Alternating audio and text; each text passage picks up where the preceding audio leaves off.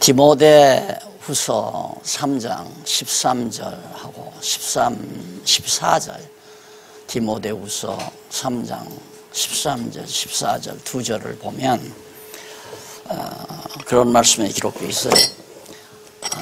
악한 자들과 그다음 속이는 자들은 더욱 악하여져서 속이기도 하고 속기도 하나니 너는 배우고 확신한 일에 거하라는 그런 당부가 바울이 어린 디모데에게 당부하는 내용이 거기 그 내용 속에 담겨져 있습니다.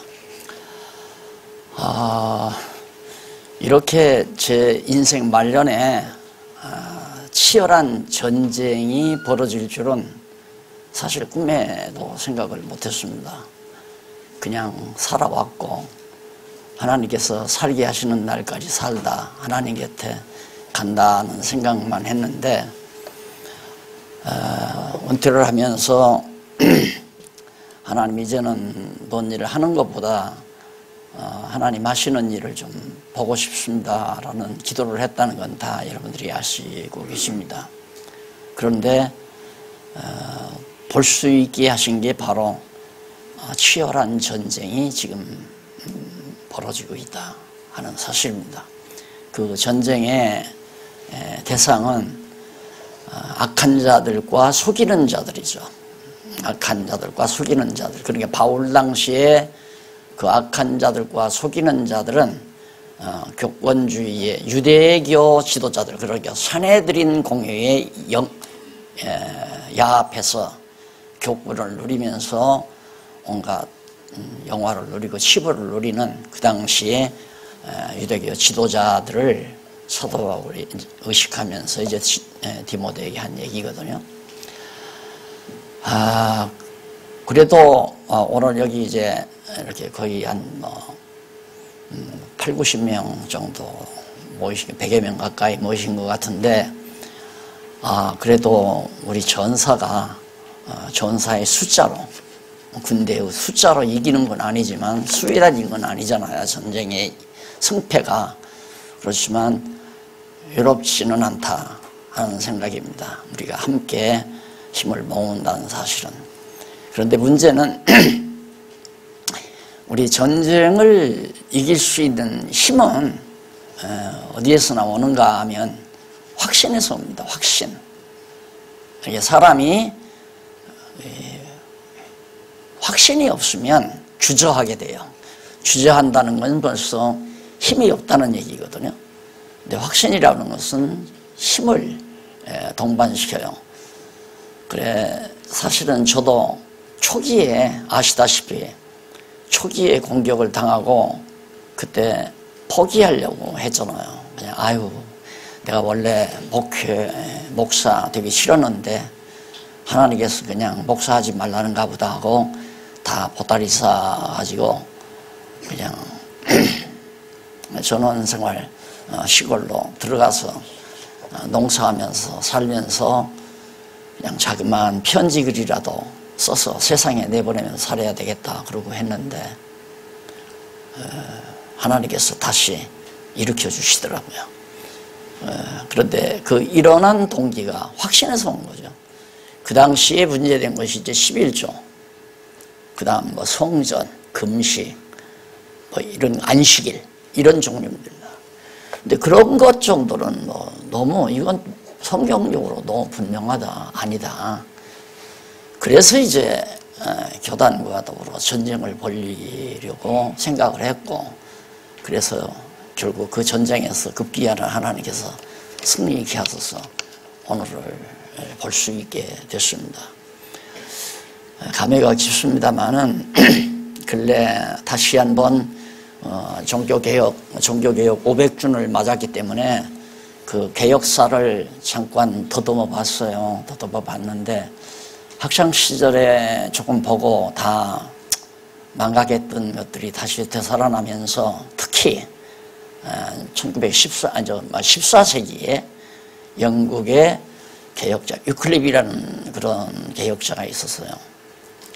그 당시는 이제 완전히 천주교가 로만 캐토릭이 영국을 다 지배하고 있고 세력이 막강한 그런 시대인데 이 그룹이라는 사람이 그래도 조금 뭔가 바라봤던가 봐요. 그래가지고 그때 벌써 교황이 교회 주인이 아니다. 교회 머리는 예수 그리스도다.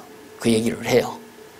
그리고 교황청에서 만든 법으로 교인들을, 성도들을 다스리는 건 아니다. 교회 법은 오직 유일하게 성경이다. 그리고 교회라고 하는 것은 구원시키기 위한 것이 아니라 하나님께서 이미 작정해서 중생시켜 놓은 하나님의 백성들이 모인 것이 교회다. 개괄적이나마 정확하게 그 서너 가지를 딱 위클립이 지적을 해요. 그게 뜻있는 동료들에게 자꾸 번져가요. 번져가니까 교황청에서 가만 놔둘 리가 없잖아요. 죽였어요. 그 다음 위클립이 죽었는데도 그게 막 번져간단 말입니다. 그런 사상들이 막 프랑스로, 독일로, 스위스로 막 유럽 전체를 향해서 막 확 퍼지지는 않지만 점으로 프랑스에 있는 아무개 신부에게, 스위스에 있는 어떤 신부에게, 교주에게 이렇게 전달이 되면서 암암리에 이제 믿는 것과 아는 것으로 같아지는 동료들이 좀 늘어나더라고요. 그걸 교황청이 발견하고 위기를 느껴요. 위기의식을. 그래가지고 회의를 열죠. 교황청 회의를 열어서 얼마나 붕괴했으면 위클립의 무덤에서 뼈를 다시 캐내요. 뼈를 다시 캐내가지고 불태워버려요. 그런 장면을 보면서 그때 당시 위클립은 성경 66권을 다 알지도 못하고 다 볼 수도 없는 상태였는데 그런데도 그렇게 무서운 위험을 무릅쓰고 할 말을 했나. 그 과정을 보면서 제가 한동안 눈을 감고 생각을 했어요. 우리는 너무 편안하잖아요. 갖다 죽이는 사람도 없잖아요. 그렇죠? 때리는 사람도 없어요. 기껏해야 욕하고 비난하는 거예요. 이것도 괴로워해서 견디지 못하는 경우가 참 많잖아요. 억울하게 욕먹고 비난 듣고 이런 정도까지도. 근데 오늘 제가 이 말씀을 드리는 것은 어떻게 위클립이 그 캄캄한 시대에 할 말을 그래도 명제적으로 서너가지고 교황이 교회 머리가 아니다. 예수 그리스도가 교회의 머리다. 교회는 교회법으로 다스리는 게 교황청의 법이 무섭거든요. 거기는 사형제도도 있었어요. 사형제도. 그게 무서운 법으로 교인들을 다스리는 그것도 아니다. 오직 성경만이 교회법이다. 뭐 이런 얘기. 그리고 교회라고 하는 것은 속죄표, 그 당시는 이제 속죄표 줘서 표 팔고 교황청이 그 장난을 했잖아요. 그러니까 너무 황당하니까 위클립이 자기가 알고 있는 것을 말을 안 할 수가 없는 거죠.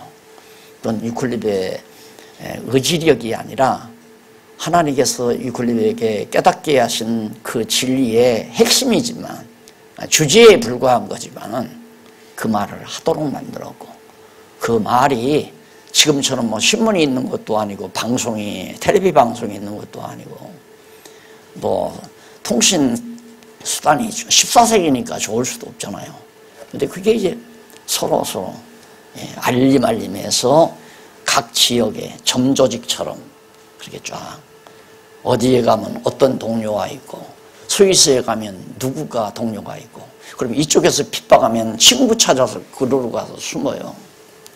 그러면서 시작된 것이 그 14세기의 종교개혁의 불씨입니다.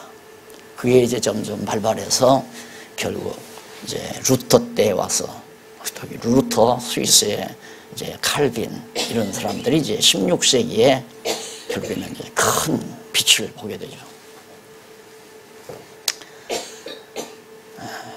그런 거 보면 하나님께서 지금까지 우리를 인도해 오셨다. 장안동 골짜기에서, 장안동 후진초소죠. 서울장안에 아주 거지촌에서 밀어다붙인 동네인데 거기에 장소를 정해놓고 이제 한마디 한마디 하던 것이 이제 명동으로 번지고, 명동으로 번지어서 그게 확대가 돼가지고 한때 전국 각 도시마다 그래도 10여 명, 20여 명, 30여 명 이렇게 모여서 같이 모여서 말씀을 듣고 성경을 연구하고 그런 모임이 생겼잖아요.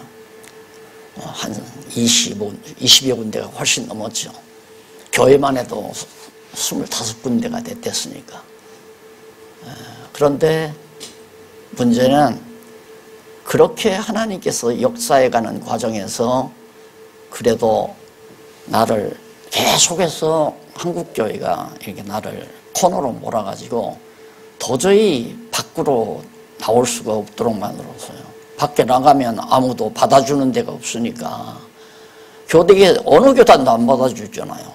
저 사람 이단 됐다가 풀린다. 이단 됐다가 풀린 게 7년 만에 풀렸으니까. 그 다음 풀리고 나니까 또 고신 측에서 이단이라고 또 난리해가지고 막 신문에 나고 그래 놨다가 나중에 말년에는 이제 통합 측에서까지 이단했다가 이제 1년 만에 풀어놨지만, 그러니까 이단이라고 하는 명칭이, 박용기는 우리 한국교회 이단이다라는 게 얼굴도 모르면서 그게 소문이 나가지고 교단에서 받아주지도 않고 사실 동창회도 못 나왔어요. 동창회도. 그렇게 하나님께서 만들어 놓은 이유는 결국 총서를 마무리 짓게 하신 하나님의 섭니다. 지금 돌이켜보면 그렇게 생각을 해요. 참, 이 하나님께서 다 그렇게 하게 하셨다는 얘기죠. 그 총서를 딱 완간하고 나니까 기상스럽게 내란이 일어나잖아요. 자간중앙교회에서 내란이 일어난 뒤 지금 한 3, 4년 지났는데 3, 4년 지나고 나서 벌써 보여요. 제 눈에는. 하나님께서 정말 정확하게 깨달아서 정말 개혁의 이 무서운 전쟁에, 이 엄청난 전쟁에 동역자들을 하나님께서 세워가기 위한 하나님의 섭니다. 만약에 평안했으면, 내란이 안 일어났으면 혹시 몰라요. 내가 또 자꾸 옆에서 날들어 또 하고 해야 한다고 그랬는데, 나는 이제 돌아가면서 후배들하고 돌아가면서 소장을 매겨가지고 연구소를 하나의 이제 신학대학처럼 돈을 받고 하는 건 아니지만 그런 구상을 하고 기숙사를 짓고 구상은 좋았죠. 하나님께서 그거 아니다 그 말이에요. 아니다. 지금 이렇게 돌이켜보면 참 내가 어리석은 생각을 참 많이 했다, 이런 생각을 많이 하게 됩니다. 그리고는 이제 참 집안에서까지 말을 못하게, 강의를 못하게 만드는 상황인데 하나님께서 자꾸만 밖으로 밀어내잖아요. 그래서 이것도 역시 너 이제 집구석에 갇혀있기만 하지 말고 밖에를 좀 나가라 해서 한 것이 지금 88개의 교단이 연합되어 있는, 크고 작은 그런 교단들이 연합되어 있는 예수교 장로의 연합회. 그건 총회가 아니에요. 장로교 총회들이 한 88개의 총회들이 같이 연합해서 모여놓은 그런 연합단체란 말입니다. 우리에게는 참 좋죠. 왜? 정치적인 간섭이 없어요. 연합회라고 하는 것은 총회처럼 노예를 간섭하거나 당회를 간섭하거나 그게 없어요. 그리고 어쨌든 장로교니까 장로교의 원리는 통하잖아요. 우리 말씀운동도 장로교 기본 원리는 많이 이제 통하는 게 많단 말입니다. 컨택트가, 접촉점이 참 많아요. 그래서 이제 하나님께서 그곳으로 인도하신 것도 참 너무너무 감사하고요. 왜 그러냐면 사실 이제 저는 좀 우리 장로님들하고 처음에 우리 기지업에 대한 얘기 여기 나오네요. 기지업을 만들어 놓고 이걸 독자적인 사단법인체로 만들자. 난 그건 10번도 이해를 해요. 왜? 저하고 몇십 년을 같이 살아오면서 너무 외로웠거든요. 너무 홀대당하고 한국교계로부터 소외당하고. 그러니까 장로님들은 그게 보면 뵌 거예요. 그러니까 우리 스스로 뭔가 만들어서 스스로 우리가 이뤄내야 되겠다고 하는 생각은 너무도 당연한 생각이죠. 나도 그래서 거기에 공감도 했죠. 공감을 하다가 공감 안 하는 사이에 자꾸만 그 예장년에서 예수교 장로연합회에서 우리를 자꾸만 만나보고 싶다고 그런다는 거예요. 그 이유가 바로 신문의 혜택이었습니다. 한국 크리스찬 신문을 그 대표회장이 지금 수년째 그걸 받아본 거예요. 그러면서 야, 도대체 이분들이 어떤 분인가, 자기 생각과 공감되는 분이 너무 많다, 부분이 너무 많아서 그렇게 만나고 싶었대요. 근데 마침 제 친형님이 거기와 잘 알더라고요. 그래가지고 소개로 갔더니만 막 올싸하고 너무너무 환영을 한단 말입니다. 그래서 제가 그 이전에 그런 곳이 있으니까 그냥 사단법인 하지 말고 그냥 근로로 가입하는 게 어떠냐 하고 일단 가기로까지 다 했는데 장로님들이 갑자기 조금 더 생각해 보자고. 장로님들은 저와 이제 그 배경이 다르니까 장로님들은 또 가봤댔죠. 또 홀대당할 거 어쨌든 우리를 독자적으로 사단법인 해야 한다 해가지고 한 번 더 생각해보자 해서 취소를 했는데 결국은 하시다가 이것도 쉬운 일이 아니로구나. 거액의 돈 5천여만 원인가 금방 연보가 나오더라고요. 장로님들이 그거 한다니까 금방 5천만 원이 금방 다 만들어져 버려요. 5천만 원 다 자본이 있어야 한다는데. 그런데 나중에 직접 가서 하려고 하니까 재산, 부동산이 또 뭐 상당한 부동산이 있어야 된다는 거예요. 그러니까 이렇게 되면 또 재현이 되는 거예요. 장안중앙교회가 화근이 된 이유가 저놈의 재산 덩어리 때문에 그런 거거든요. 여러분 다 들으셨겠지만 장안중앙교회는 재산 덩어리가 화근이다. 왜? 하나님과 재물을 같이 섬길 수가 없는데 성도들이나 사람은 일단 눈으로 보이는 재산이 눈에 보이지 하나님은 눈에 안 보이잖아요. 해보니까 그러더라고요. 재산을 모여놓으니까 대부분 다 재산 쪽으로 기울어져요. 그래서 우리 지금 기지업 산하에 있는 지방의 아담한 교회들도 재산 덩어리 있는 교회는 반드시 시끄러울 겁니다. 편안하지 않은 거예요. 재산 덩어리가 없는 교회는 편안하고요. 비교적 편안하고요. 그래서 기지업을 예장론을 가입하다 보니까 점점 지금 아까 김장로님 말씀하신 대로 한국교회 많은 목사님들 향해서 성경신학이 전파될 수 있는 그런 틈바구니가 벌어지기 시작했어요. 그러면서 다른 교단에서 나오고 전쟁은 지금 치열하게 시작이 됐습니다.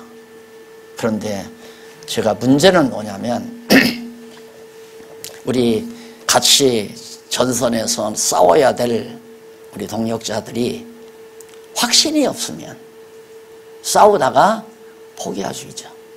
질 수 있잖아요. 그럼 전쟁에 이긴다고 하는 것은 우리 이 신령한 진리 싸움에서 이긴다는 건 확신이거든요. 바울이 말한 대로 디모데에게 악한 자들과 속이는 자들은 속기도 하고 속이기도 한다. 그러니까 너는 어려서부터 성경을 알았느니 잘 읽고 확신한 일에 가라. 읽고 배워서. 그래서 문제는 이제 확신이에요. 숫자도 여기서 그냥 끊자는 얘기가 아닙니다. 숫자 자꾸 따질 필요 없어요. 10명도 좋고 20명도 좋고 100명도 좋고 200명도 좋고 문제는 확신에 찬 사람이 돼야죠. 근데 확신에 차지 아니한 사람이 옆에 있어 놓으면 같이 이제 군대가 적진을 향해서 가요. 속이는 자들과 악한 자들을 향해서 쳐들어가요. 이제 싸우기 위해서. 그런데 옆에 있는 사람 하나가 아유 나 집에 들어갈래. 이제 나 전쟁 안 할래 하고 포기해버리면 확신을 가지고 전쟁하던 사람도 흔들릴 수 있잖아요. 그래서 확신이라는 게 바로 전쟁에 이기는 최대의 무기다. 그 확신은 성경에서 오는 거죠. 성경 진리에서. 그래서 성경 진리를 알지를 못하면 흔들리게 되고, 흔들리게 되면 싸움에서 패하게 되고 당연한 거 아니겠어요? 그래서 그 확신이 그동안 많이 공부들을 이제 요즘에 더 많이 하시잖아요. 많이 하시는데 사실 성경 방대한 내용이죠. 방대한 내용인데 제가 어떻게든지 다 간추려서 좀 싹 집어넣어 드리려고 지금 경동로의 목사님들에게 강의를 하는데 시간이 더 걸리는 것 같아요. 그 전에 해보니까 한 7년 만이니까 거의 다 끝나겠던데 지금 2년 끝나는데 2년 동안 했는데 2년 동안 한 번 가서 처음에는 막 5시간, 6시간씩 했잖아요. 그러니까 지금 일주일이 4시간씩 하게 되면 7년 걸렸으니까 늦어도 4년 만이면 끝나야 되거든요. 그런데 지금 속도로 봐서는 경동모일 4년에 다 안 끝날 것 같아요. 이유는 방학 기간이 있어서 그런 것 같아요. 겨울방학 2달인가 3달인가 있지, 여름방학 있지, 이러니까 벌써 3분의 1이 다 방학으로 들어가 버리잖아요. 1년에. 그래서 어쨌든 뭐 3년을 하든 4년을 하든 하는데 이 방대한 공부를 뭐 좀 우리 장로님들이나 권사님들, 성도님들이 뭐 전문가도 아니잖아요. 전문가라는 말은 목사도 아니란 말입니다. 목사도 아니고 전도사 일을 할 것도 아니고 그렇기 때문에 공부를 해도 뭐 학점 따기 위해서 막 그렇게 하는 게 아니라 시간이 있으면 하고 없으면 못하고 그냥 여기 조금 하다가 저기 조금 하다가 그러면서 해오는 분들도 아직도 있을 거예요. 전쟁 못해요. 그렇게 되면 전쟁 못하고 포기를 해야 포기를 하게 돼요. 전쟁하려면 완전 무장을 해야 돼요. 완전 무장. 성경으로 완전한 무장이 이루어져야 전쟁을 할 수 있는데 전쟁을 시키려면 하나님께서 완전 무장을 시키죠. 그래서 지금 이렇게 생각해 보면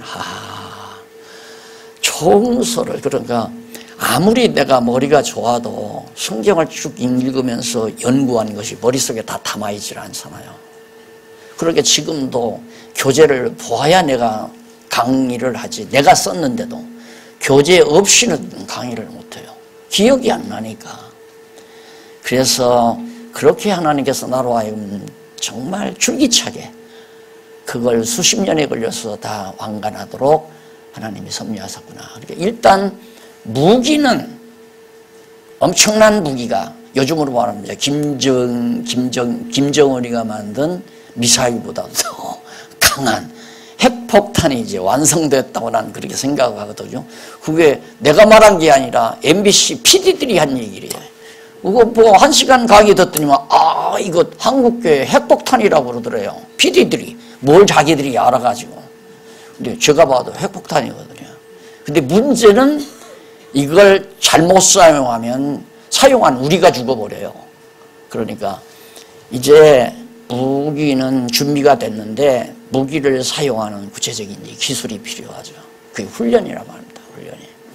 그래서 정말 하나님께서 지금 여러분들에게 열심을 담아줘서 공부하는 일에 매진하는 모습을 보면서 이게 하나님이 해가시는 일이다 싶어가지고 거기에 조금 제가 오늘 말씀을 뒷받침해서 공부에 열심히 한 80도밖에 안 된다면 한 90도, 100도까지 끌어올릴 수 있는 그런 시간이 됐으면 하고 이제 강의를 지금 말씀을 해드리려고 합니다. 문제는 지금 그 속이고 악한 자들과 속이는 자들이 누구냐면 잘못 가르치고 잘못 다스리는 교회를 잘못 운영하고 있는 거짓 선생들이란 말입니다. 똑같잖아요. 지금 한국 교회도 강단에서마다 잘못 가르치고 그리고 교회를 자기 교회 마냥 자기가 왕이 된 것 마냥 자기들이 다스려가고 똑같아요. 그런 사람들이 누구냐면 속이는 자들이고 또 그런 사람들에게 배워가면 속는 자들이라 말입니다. 그게 똑같아요. 속는 자도 바보고 속이는 사람도 나쁜 사람이고 속이지 않고 속지 않게 속지 않게 하도록 싸워야 할 사람이 우리들이라 말입니다. 우리들마저 속이는 자가 되고 속는 자가 되면 안 되잖아요. 모르면 속으니까. 우리 많이 과거에 속았잖아요. 지금 요즘 제가 이제 목사님들, 요즘에는 대부분 다 목사님들하고 제가 강의를 많이 합니다. 참 신기하죠. 과거에는 강의를 하면 목사 되갔다고 하는 사람들이 많았어요. 그런데 이제는 목사 된 분들이 공부를 하려고 해요. 가는 곳마다 또 그런 분들을 만나게 되고요. 이게 이제 하나님께서 이제 속이는 자들, 자기들이 얘기를 해요. 우리가 그동안 교인을 속였다고. 어떤 목사님은 사기꾼이라고까지 하더라니까요. 우리 목사님들 사기꾼이라고. 사기꾼이라는 말은 거짓말로 남의 걸 갈취하는 사기꾼 아닙니까? 그래서 몰랐으니까, 모르니까 그럴 수밖에 없죠. 그래서 성경을 모른다는 것은 속일 수밖에 없고, 모르면 속이는 자들에게 나도 속을 수밖에 없고, 그러면 교회는 다 누구 편이 되냐면 사단의 앞잡이가 되는 거예요. 교회가 다 타락하고 부패하고 썩어져서 맹렬하게 지금.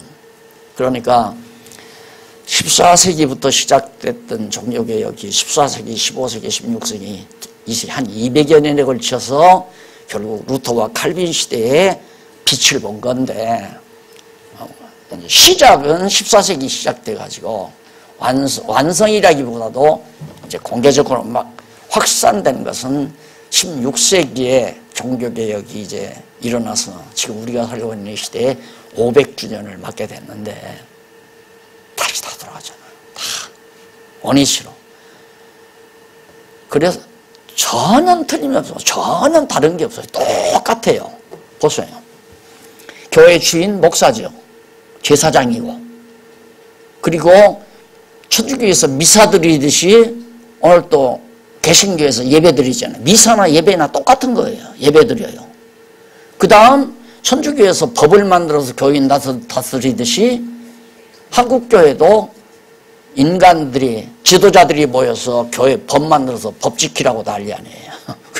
우리 내부에서도 지금 그것 때문에 난리지만, 어떻게 하나님의 백성들이 자기들이 만든 법에 순종하고 사는 말이, 일단은 참 전혀 말이 안 되는데도 사람들이 그걸 분별을 못해요. 왜? 그만큼 어두워져 있는 거죠. 그러니까 똑같아져요. 근데 우리 개신교는 째째하죠. 째째, 인간적으로. 로만 캐톨릭 교황청은 아주 우람하지 않아요. 우람해. 막 전 세계적으로 하잖아요. 다. 그리고 교황이 나타날 때 금관 딱 쓰고 나타나요. 금관. 어떤 때는 빵떡 모자 쓰고 나오지만. 우람해요. 걔들은. 그 사람들은. 그런데 우리 개신교는 10명 놓고도 대장 노릇하고, 20명 놓고도 대장 노릇하고, 100명 놓고도 대장, 1000명, 10,000명 놓고 대장 노릇하고, 자기가 왕 노릇한다.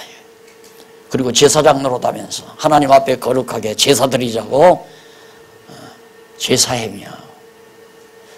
그러니 이걸 유클립이라는 사람은 이걸 솔직하게 말하고 죽기도 하고 피살도 사형도 당하고 뼈까지 불태워지는 그런 순번을 격도로 가시면서까지 하나님께서 시작하게 하셨는데, 그게 칼빈 때 와서 16세기에 와서 됐지만은 오늘에 와서 다 다시 온 세계가 다시 그 방향으로. 이유 딱 하나입니다. 왜 그랬을까? 그건 성경을 몰랐기 때문이다. 성경을 모르는 가운데 특히 성경의 일관된 원리체계를 몰랐기 때문에 오늘 다시 한국의 모든 개신교가 다시 백홈 구교로 다시 돌아가 버렸다. 그러면 오늘 우리들이 얼마나 큰 보화를 가지고 있나 알 수 있잖아요. 하나님이 우리에게 그걸 주었어요. 논리적 통일성, 일관된 논리, 책에 의한 단일 주제로 성경이 한눈에 보여질 수 있도록 역사하셨다 이 말이에요. 그런데 이 무기를 가지고 교회에 하나님께서 왜 이 무기를 줬을까? 그 생각 늘 하죠. 하나님이 이 무기를 통해서 다시 처져버린 주님의 그리스도의 몸된 교회를 일으켜 세우기 위한, 그걸 우리는 개혁이라고 말하는 거죠. 교회 개혁. 그러니까 무너져 내리는 교회를 다시 한번 일으키는 일, 그것이 우리가 한다는 얘기가 아니라 우리에게 주신 하나님의 말씀의 능력으로 그 일이 이루어진다라는 사실이에요. 따라서 우리가 얼마나 성경에 철저하게 무장을 해야 되고, 그러자면 얼마나 성경으로 우리의 신앙이 굳어져서 확신에 차올라야 하는가를 짐작할 수 있겠죠. 아무리 무서운 적진 앞에서도 당당하게, 당신은 교회 머리 아니야. 목사는 교회 주인이 아니고 왕도 아니고 머리도 아니다. 지금 제가 무엇인가 제 2권을 그게 94년도 썼더라고요. 94년도에 출판을 했는데 그때만 해도 제 이 글 쓰는 그 기술이라고 할까요?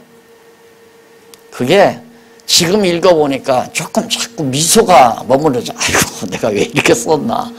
그래서 많이 지금 문장을, 내용 자체는 뭐 크게 손댈 것 없지만은 표현하는 문장은 많이 이렇게 손을 대면서 마지막 이제 목사란 무엇인가가 이제 딱 2권 10번째로 나와 있는데 그거 지금 결론 부분만 남겨놓고 여기에 참석을 했습니다.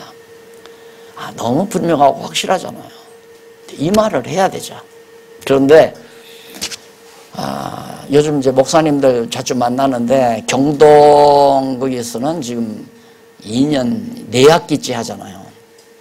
근데 한 학기, 2학기 할 때는 목사님들이 만나 들어보자 하고 눈을 초롱초롱 듣더라고요. 들으면 들을수록 맞거든요. 맞네. 진짜 맞다. 그러더니만 점점 그때부터는 얼굴이 펴지는 게 아니라 긴장해져요. 긴장.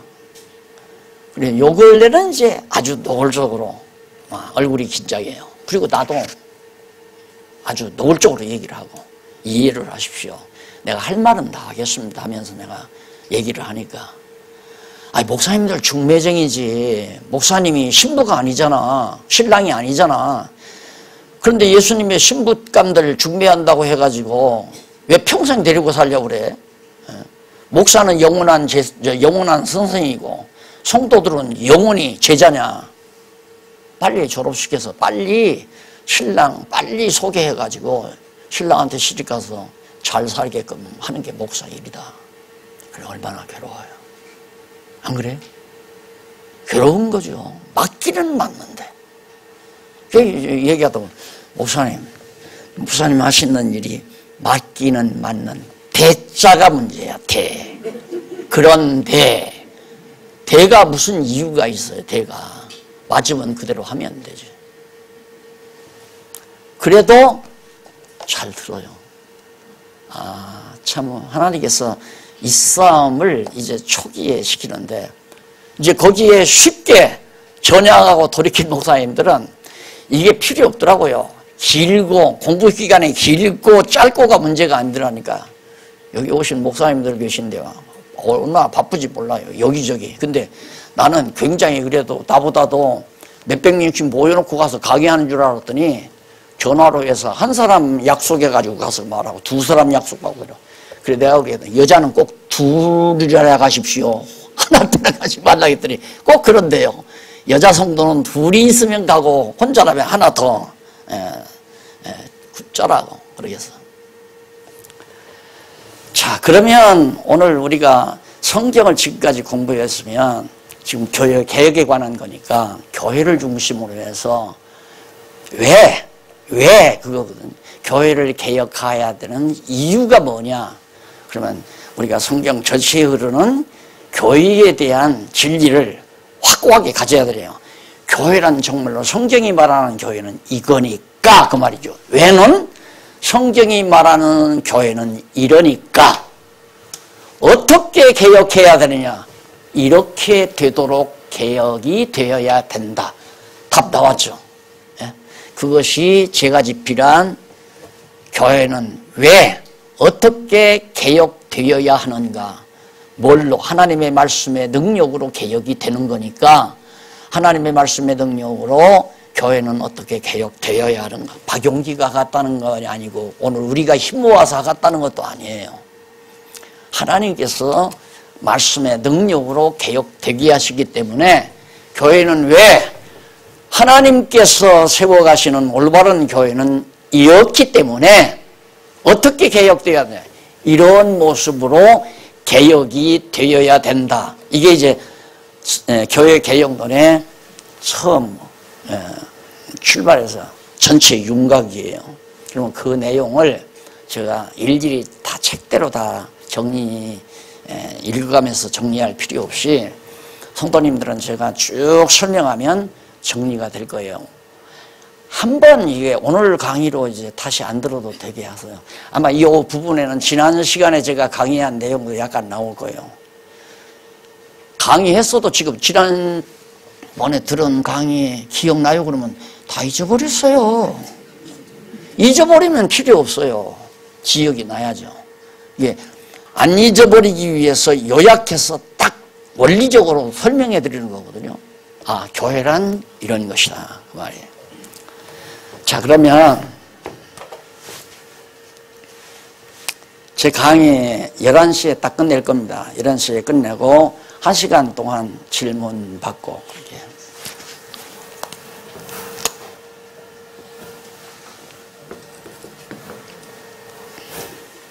칠판에 적으니까 이렇게 막 동그랗게보다도 이제 타원형으로 제가 그렸습니다. 이걸 이제 영원하신 하나님의 나라라고 생각을 하세요. 이 영원하신 하나님의 나라는 하나님께서 만드신 피조물이거든요. 영원한 피조물. 예, 하나님은 이렇게 영원한 당신의 나라를 만들어서 하나님 스스로가 그걸 주관하고 계시다가 아들이신 예수 그리스도에게 상속한 거란 말입니다. 유업을 주신 거예요. 유업으로. 왜? 아버지가 아들에게 유업을 주잖아요. 아버지가 평생 모아서 이루어놓은 재산들을 다 아들에게 다 유업으로 주는 것처럼 하나님께서도 당신께서 영원하신 하나님이 영원한 나라를 만들어 가지고 당신의 아들 예수 그리스도에게 유업으로 허락해 준 거예요. 이 유업을 우리들도 받는다 이 말입니다. 어떻게 하면 받는가? 예수님에게 시집가면 받아요. 맞죠? 예수님에게 시집을 가면 받는 거란 말입니다.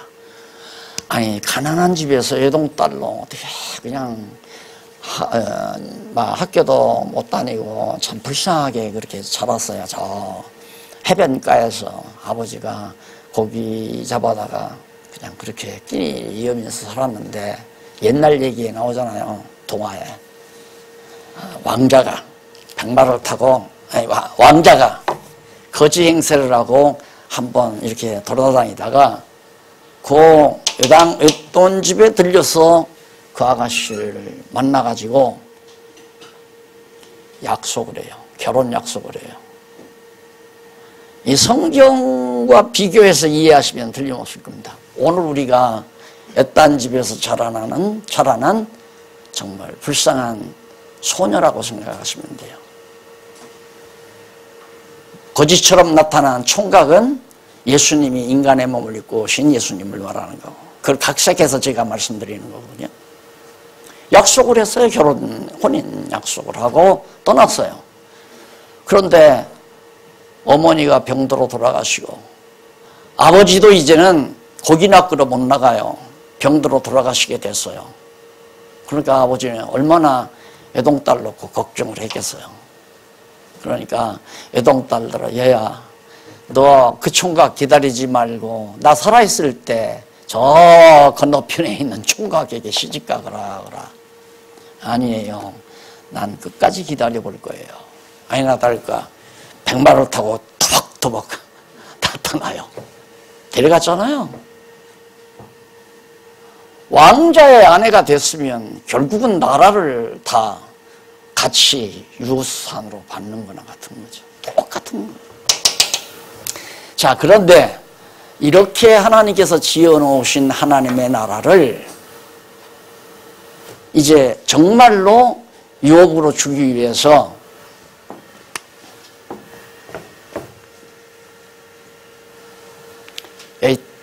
창조죠, 창조. 여기 이제 아담이 나오죠. 첫 아담을 자기의 형상대로, 그러니까 이 하나님의 영원한 하나님의 나라를 계시하는 거죠. 이 땅에다가 계시해서 보여주는 거예요.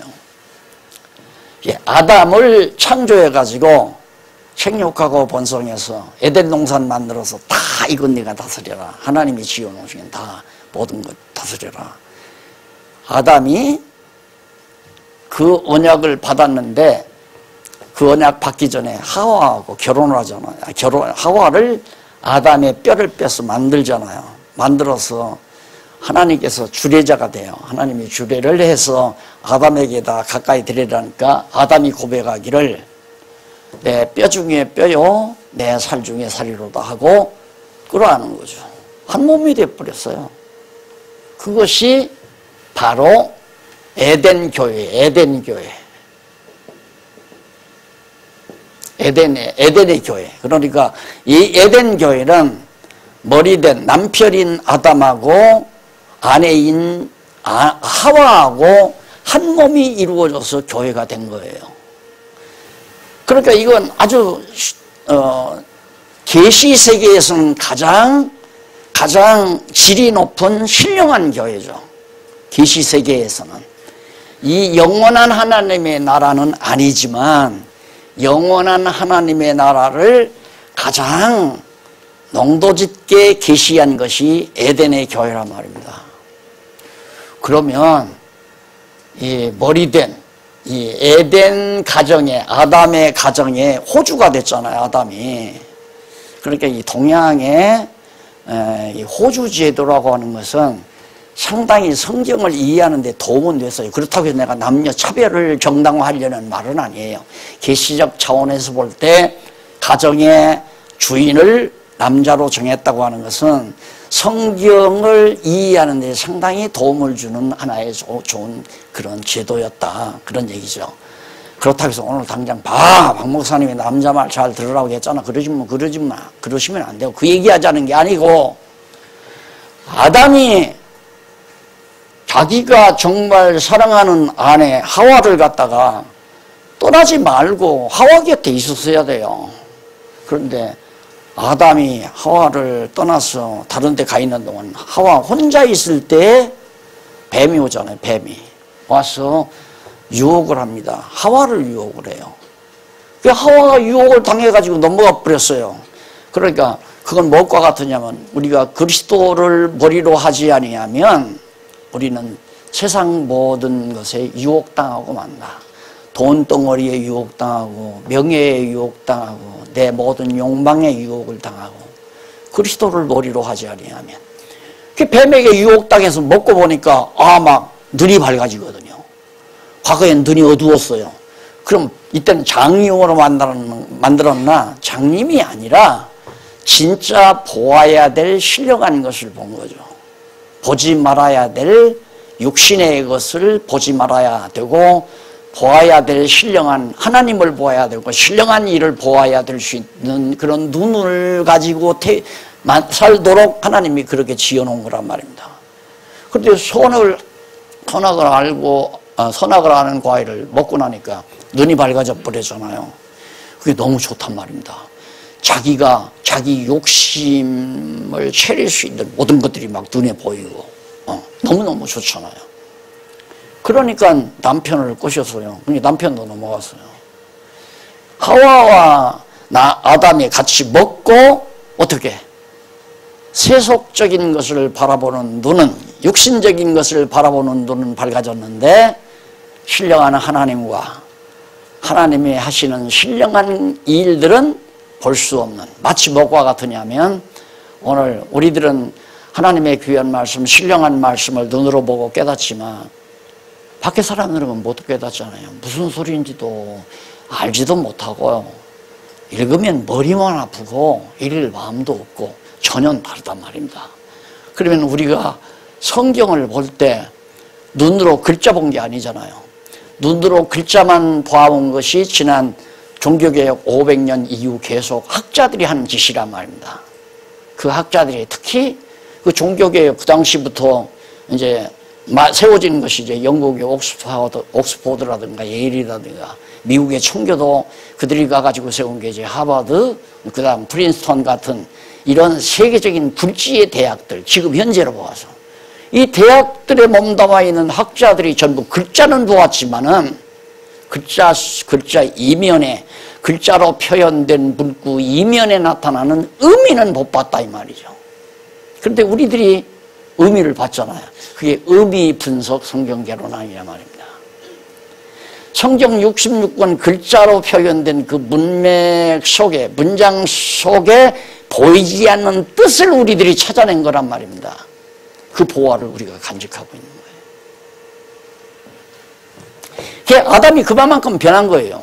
그러니까 자, 에덴 교회 얼마나 좋아요. 이게 순수한 교회였거든요. 그러니까 하나님께서 내쫓아 버렸잖아요. 완전히 타락한 거예요. 그래서 여기는 빛이고 어둠이고 세속이고, 이건 신령한 세계고, 이건 세속이란 육신 세계이고 육적인 세계이고, 육신 세계로 세속 세계로 타락했단 말입니다. 완전히. 이건 뭐냐면 사단이 지배하는 세계야. 사단이. 그 사단의 노예가 돼버린 거예요. 완전히 타락해서 내쫓아가지고 에덴동으로 내쫓아.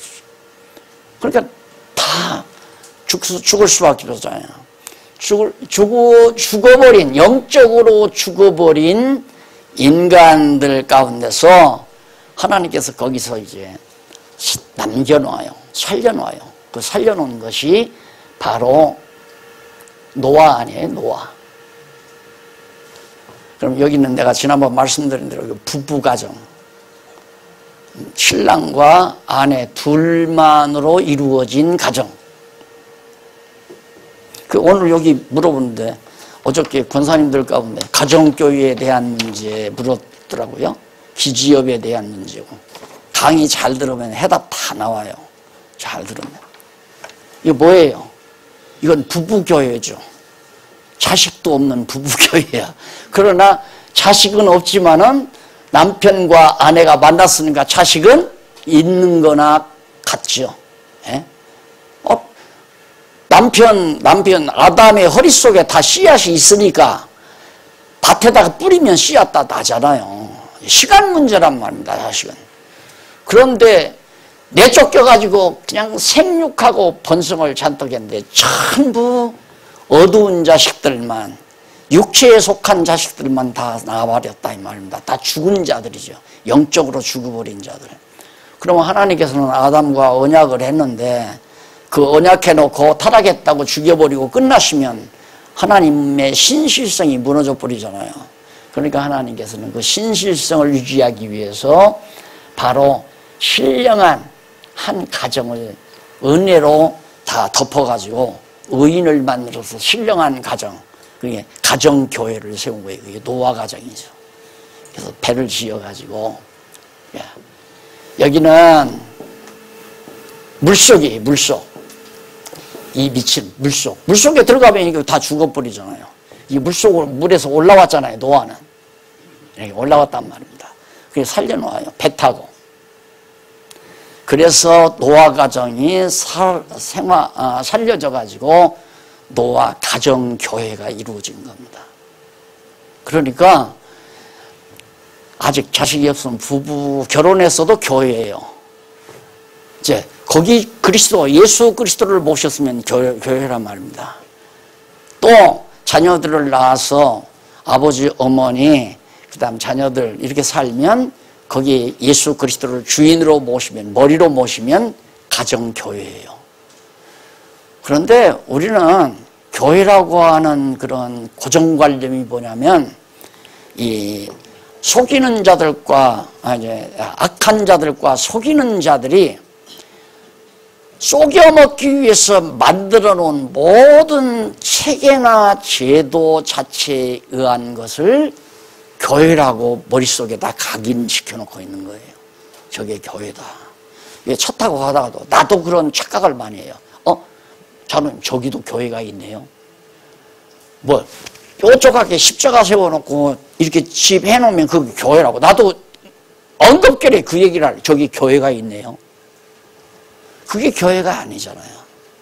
그런데 우리는 반드시 그렇게 뾰족탑에다가 십자가 이렇게 표시하고 집 지어놓고 그 다음 거기에 반드시 제사장인 목사님이 있어야 되고 또 교회 주인이신 우두머리인 대빵인 동치자인 목사가 있어야 되고 그리고 거기에는 하나님 앞에 제사할 수 있는 제단이 잘 갖춰져 있어야 되고 그리고 집사, 권사, 장로, 목사 해서 막 각 조직체가 쫙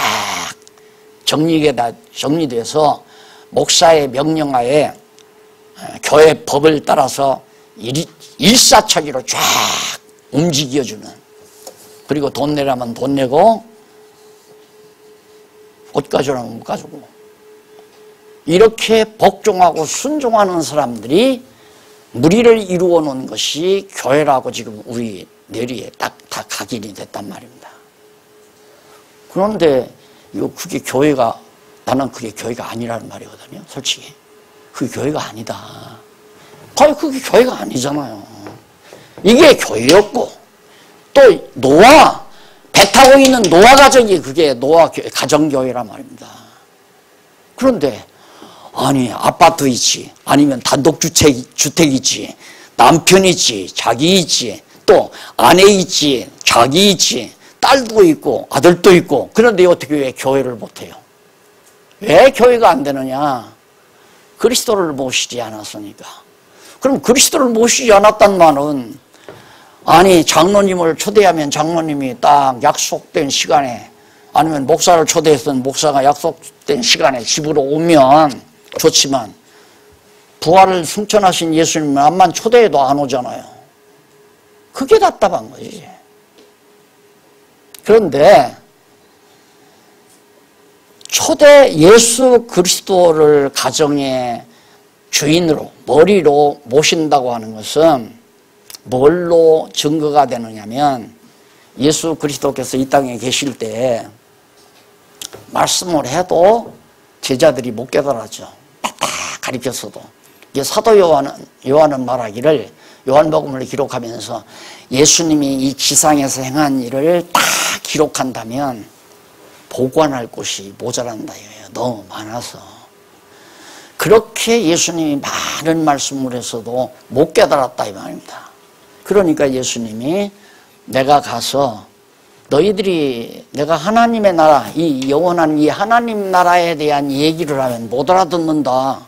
눈도 여기 타락하니까 못 보듯이 타락한 귀니까 무슨 뜻인지 못 알아듣는다 이 말이에요. 그러니까 내가 너희와 같이 있어봤댔자 이제 필요 없어. 난 가야 돼. 그리고 이제 부활승천해서 가셨단 말입니다. 그리고 약속한 것이 뭐냐면 보혜사 성령 보내마. 왜? 보혜사 성령이 오면 나한테 그동안 듣고 배웠던 말씀이 다 기억이 난다. 아, 그때 예수님이 그런 말씀을 했지. 아, 그것이 무슨 뜻이로구나 하고 깨닫게 된다 이 말이에요. 누가? 성령이 그렇게 하신다고 말이에요. 그러면 내 집안에 예수님이 오셨다라고 하는 말은 부활하신 예수님이 이 손을 만져보라 하고 나타나는 게 아니라 지금은 예수님의 하신 말씀을 성령이 오셔서 깨닫게 하는 역사를 통해 아, 주님이 우리 교회의 머리가 되셨구나. 그것에 대한 확증이다 이 말이에요. 이게 그리스도가 당신의 영을 보내서 성령을 보내가지고 예수가 그리스도라는 사실을 깨닫게 한다 이 말이에요. 그러니까 예수님이 세상에 계실 때 제자들이 이 성전 얼마나 좋습니까? 하고 물으니까 예수님이 이거 다 헐어버려라. 다 헐어버리면 내가 3일 만에 짓겠다. 아마 그때는 12 제자들이 그 말을 들으면 이거 헤롯이 수십 년에 걸려서 엄청난 돈을 들여서 이렇게 호화롭고 웅장하게 지났는데 어떻게 예수님이 3일 만에 이걸 짓까? 저는 못 알아들었어요. 그런데 사도 요한이 성령이 임하고 나니까 그걸 기록하면서 뭐라고 하느냐면 예수님이 죽었다가 부활하실 당신의 몸을 말아밀러라. 부활하실 예수님의 몸을 가리켜 하신 말씀이더라 그 말이에요. 깨달았잖아요. 그게 벌써 사도 요한이 예수 그리스도를 영접한 거예요. 그러니까 오늘 우리는 가정에 예수님을 영접한다고 하는 것은 예수님의 말씀을 깨닫는 성령의 역사가 그 가정에 있으면 주님이 그 가정의 주인이 되는 거란 말입니다. 그러면 아버지가 사랑하는 어린 아들에게 커피 한 잔을 같이 마시면서 성경 말씀을 얘기합니다. 아버지 정말 그래요? 벌써 그 가정에는 예수 그리스도가 주인으로 와 계신 거예요. 그게 가정교회란 말입니다. 근데 자꾸 교회라고 하는 걸 막 이렇게 막 큰 웅장한 건물 짓고 막 수백 명이 이렇게 앉아서 목사가 근엄하게 가운을 입고 제사장 마냥 폼을 재고 그거 다 속임수란 말입니다. 그거에 전부 각인이 되어 있으니까 이게 무슨 교회야? 강대상도 없고 피아노도 없고 집사도 없고 권사도 없고 이런 식이니까 섞여먹기가 좋은 거죠. 이걸 모르니까 다 속는단 말입니다. 교회 나와야 천국 간다 이거지. 안식일도 지켜야 되고 주일날은 나와서 하나님 앞에 제사 드려야 되고 예배 드려야 되고 제물도 드려야 되고 정성 들여서. 여러분 다 들었지만 11조 낼 때 그냥 때 묻은 걸 그냥 내지 말고 기왕이면 은행에 가서 새 걸로 바꿔 와가 내요. 새 걸로. 은행 갔을 때 새 돈으로 바꿔달라고 해서 그거 못하고 대리비라도 데려서 그건 대리비 데리는 건 목사 속여 먹으려고 데리는 거예요. 은행에 가서 새 거 가져오라고 했는데 딱 내려고 보니까 접은 자리가 있다 이 말입니다. 그러니까 하고 그게 목사는 이거 새 거 가져왔구나. 아우 진짜 불이 타요 가슴이.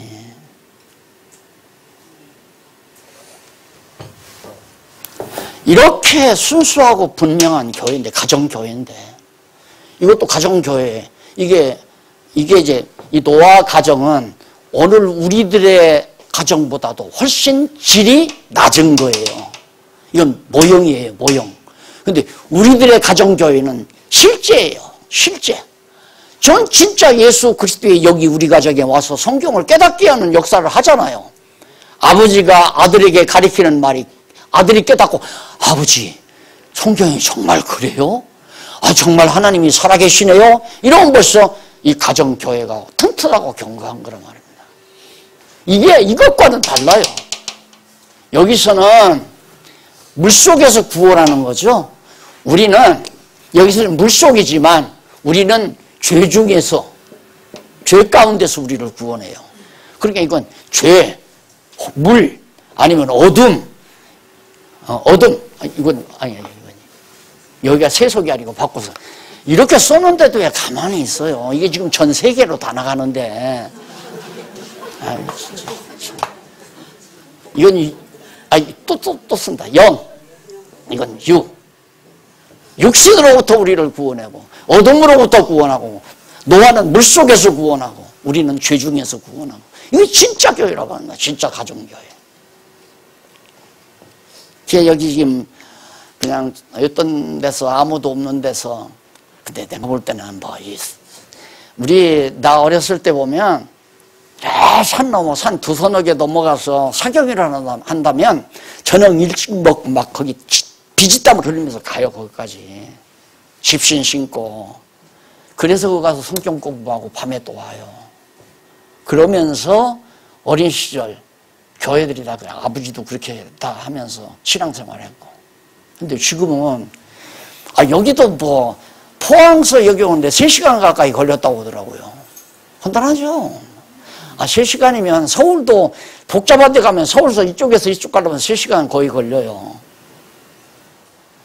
그런데 문제는 이렇게 그리스도를 믿고 아는 것과 믿는 것이 같아버리면 통하잖아요.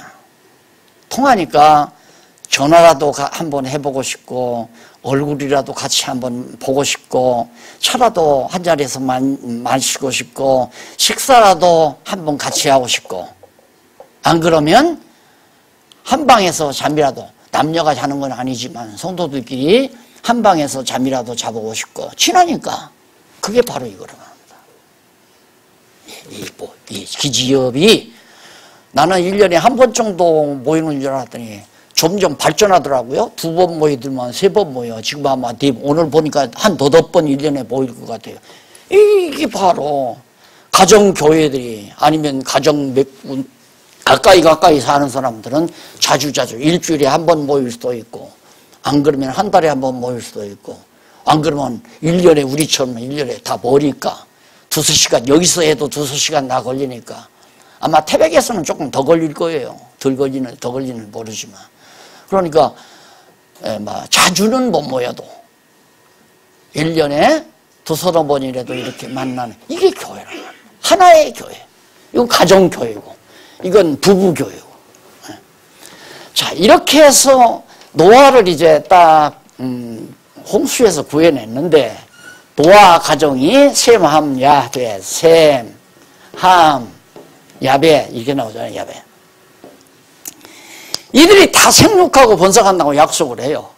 그러니까 그 약속대로 셈, 함, 야벳이 전부 다 번창했잖아요. 그래서 오늘날 세계 인구 한 70억이라고 하는 세계 인구가 이 노아의 후손 셈, 함, 야벳의 후손으로 이렇게 다 퍼진 거란 말입니다.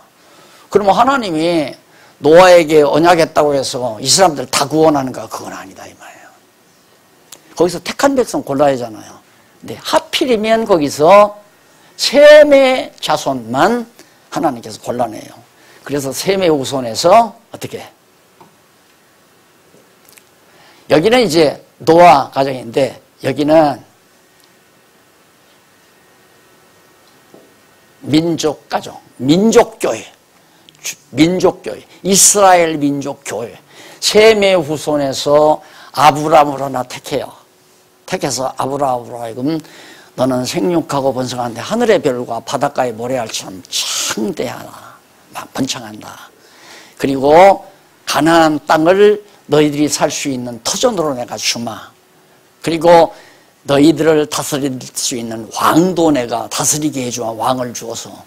그래서 한 것이 이스라엘 민족교회, 민족교회가 된 거 아니에요. 그러면 이 민족교회는 어디서 구원했는가? 애굽에서 구원해냈잖아요. 여기는 물에서 구원하고 아담은 구원한 게 아니라 완전히 물속으로 집어넣어버리고 세상 세속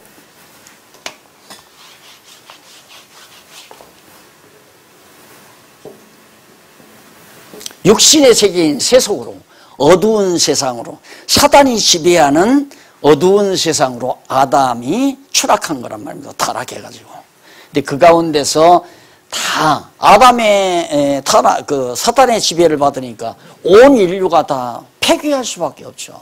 하나님을 경외하지 아니하고 다 인간의 혈육 따라 자기 욕심 따라 다 살아가는 세상이 돼버리니까 하나님께서 전부 다 물로 멸망시키는 가운데서 일부 노아 가정만 딱 구원해서 노아 가정교회 구원했잖아요.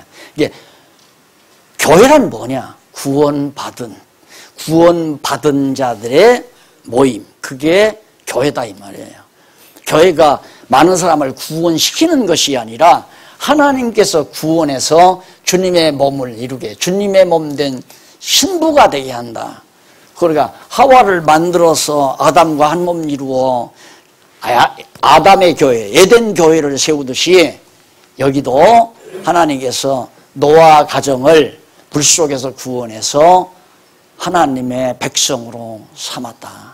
그리고 즉 쉽게 말하면 그리스도를 머리로 한 지상의 교회로, 노아 가정의 교회로 세우신 것이다. 그리고는 그 다음에 이제 하나님께서 노아의 후손 가운데 아브라함 택해서 애굽에서 구출해서 이제 막 가나안 땅에 넣어가지고 이스라엘 민족 국가가 형성되게 하잖아요. 이스라엘 민족 국가교회에서. 그래, 이건 어디서 나왔냐? 애굽에서, 애굽이라고 하는 큰 강대한 나라로부터, 애굽은 그러니까 어두운 권세의 상징이죠. 타락한 세계의 세속적인 것의 하나의 모형이고 상징이고. 자, 이렇게 해서 여기 이제 잘 알잖아요. 그 애굽에서 구원해가지고 결국 이제 자손 번창시키고 애굽에서 세상에서 번창시킨 거죠.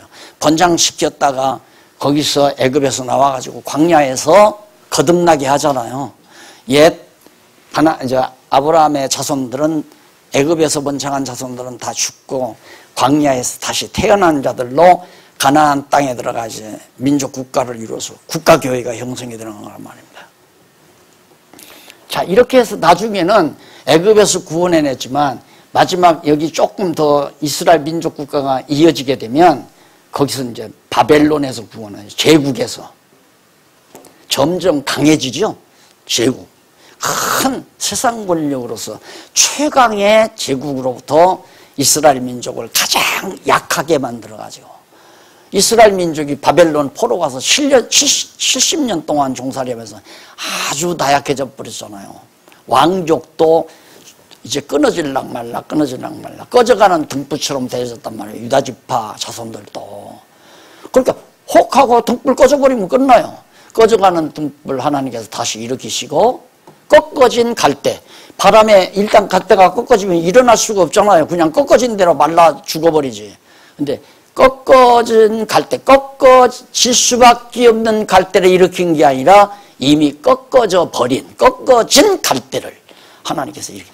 그러니까 이스라엘 국가가 완전히 다윗 왕조가 망해가지고 바벨론의 포로로 갔는데 다 꺾어졌잖아요.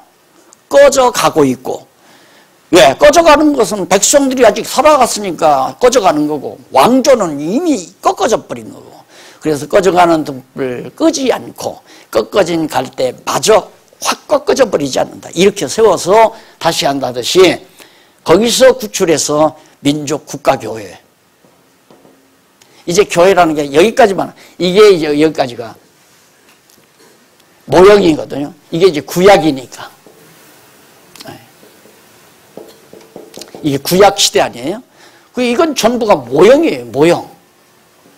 뭐에 대한 모형? 실제에 대한 모형. 그러니까 첫 아담에게 언약에서 세워줬던 그 나라. 이거 신령한 나라 아니에요. 이때는 생명체로서 하나님께서 생기를 불어넣어서 생명이 되게 했기 때문에 살아있는 영끼리 부부가 하나 돼가지고 가정을 이루었기 때문에 이건 신령한 교회란 말입니다.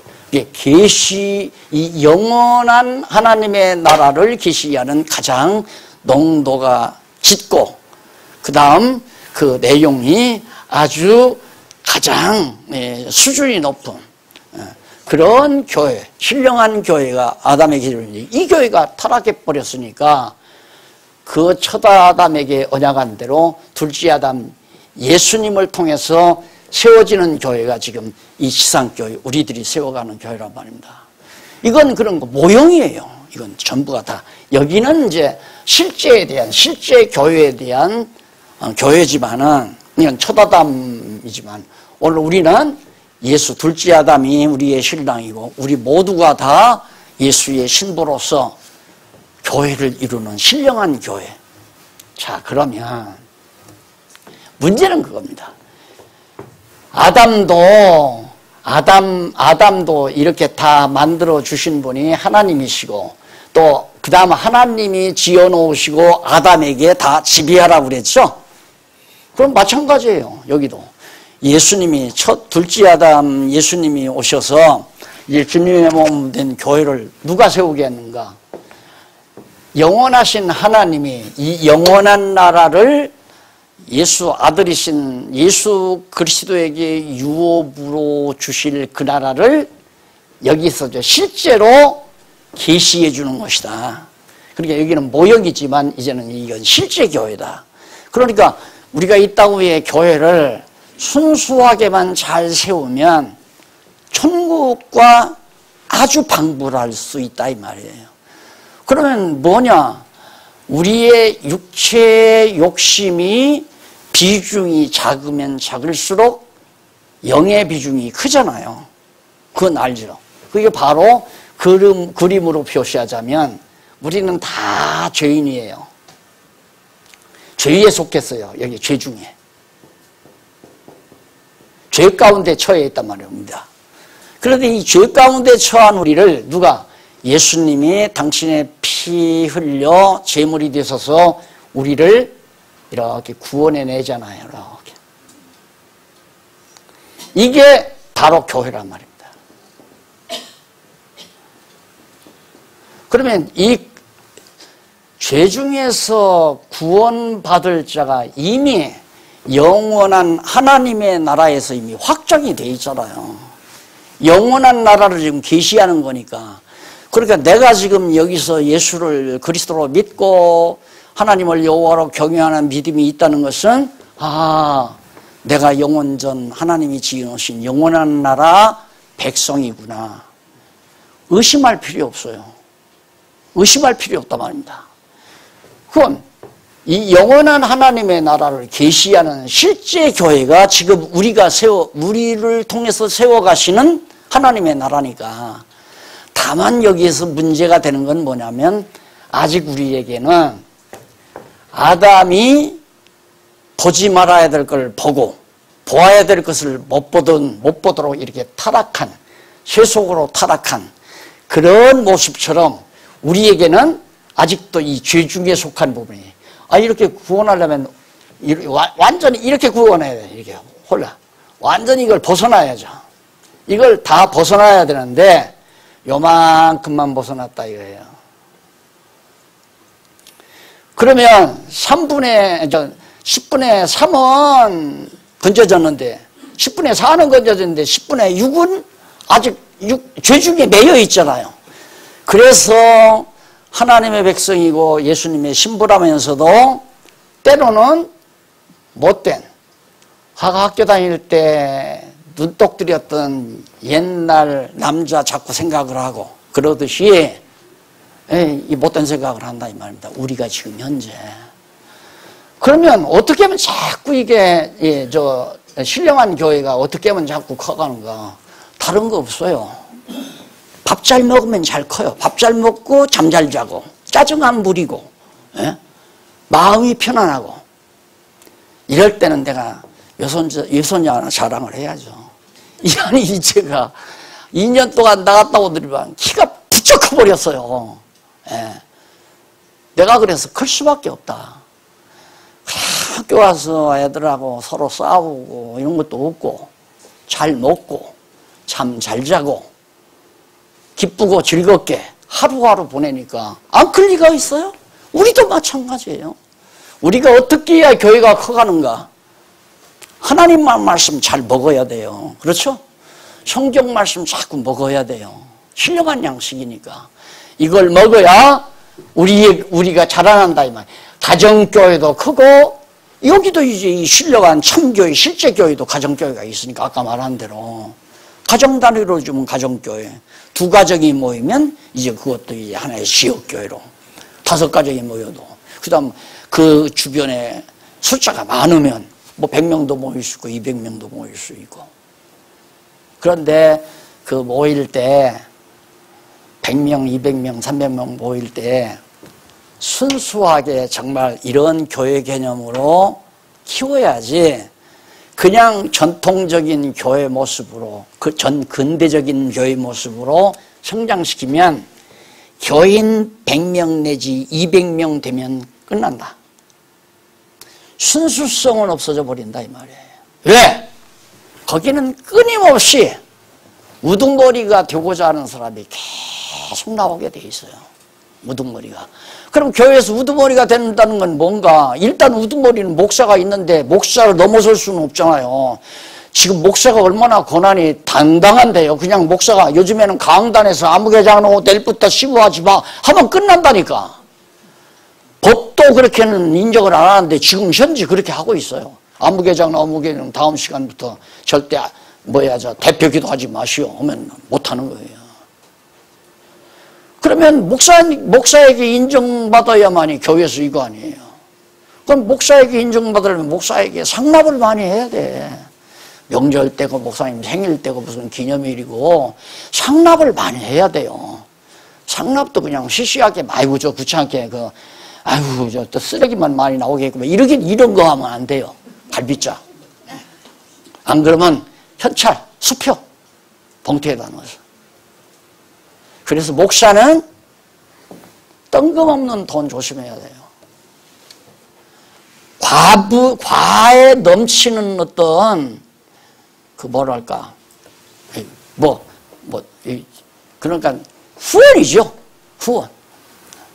그러니까 정치인들도 세상 정치인들도 돈 맛을 들리면 정치계에서 완전히 추락해버리죠. 목사 더 말할 거 없죠. 목사에게 왜 그런 돈이 들어오느냐. 날 좀 잘 봐달라. 내 이 교회에서 좀 자리 좀 구축하겠다 이 말이거든. 그러니까 그 다음부터는 이제 장로 누가 되느냐에 따라서 경쟁이 일어나고 권사가 누가 되느냐에 또 일어나고. 근데 목사 입장에서는 가만히 와서 저분 같으면 모든 여성도들을 충분히 통솔할 수 있겠구나 하고 그 사람 하나 붙들어주면 잘 다스려져요. 이게 깡패 세계에서 그런 거 아닙니까? 깡패 세계에서. 내가 오야병이에요. 쉽게 말하면 오야병이면 가만히 보니까 야 남장모님이 주먹이 꽤 세요. 나만은 못 오지만 주먹이 세. 근데 보니까 남장모님 절절절절 따르는 사람들이 한 10명 돼. 그러면 남장모님을 내 우정승에 앉히면 돼요. 그러면 15명은 거저되는 거야. 그러면 15명 까불면 남장로님 중에 저 좀 봐. 그러면 눅질만 하면 남장로님이 가서 야 인마 너 어른도 몰라봐? 그러면 그냥 조용하단 말입니다. 교회 정치도 똑같은 거예요 여러분. 깡패 정치예요. 그게 다 무슨 총회장이니 총연합회장이니 다 그런 자리가 다 그런 자리 아니에요. 그건 나는 내가 세운 게 아니라 다 그렇게 세우더라고요 자기들이.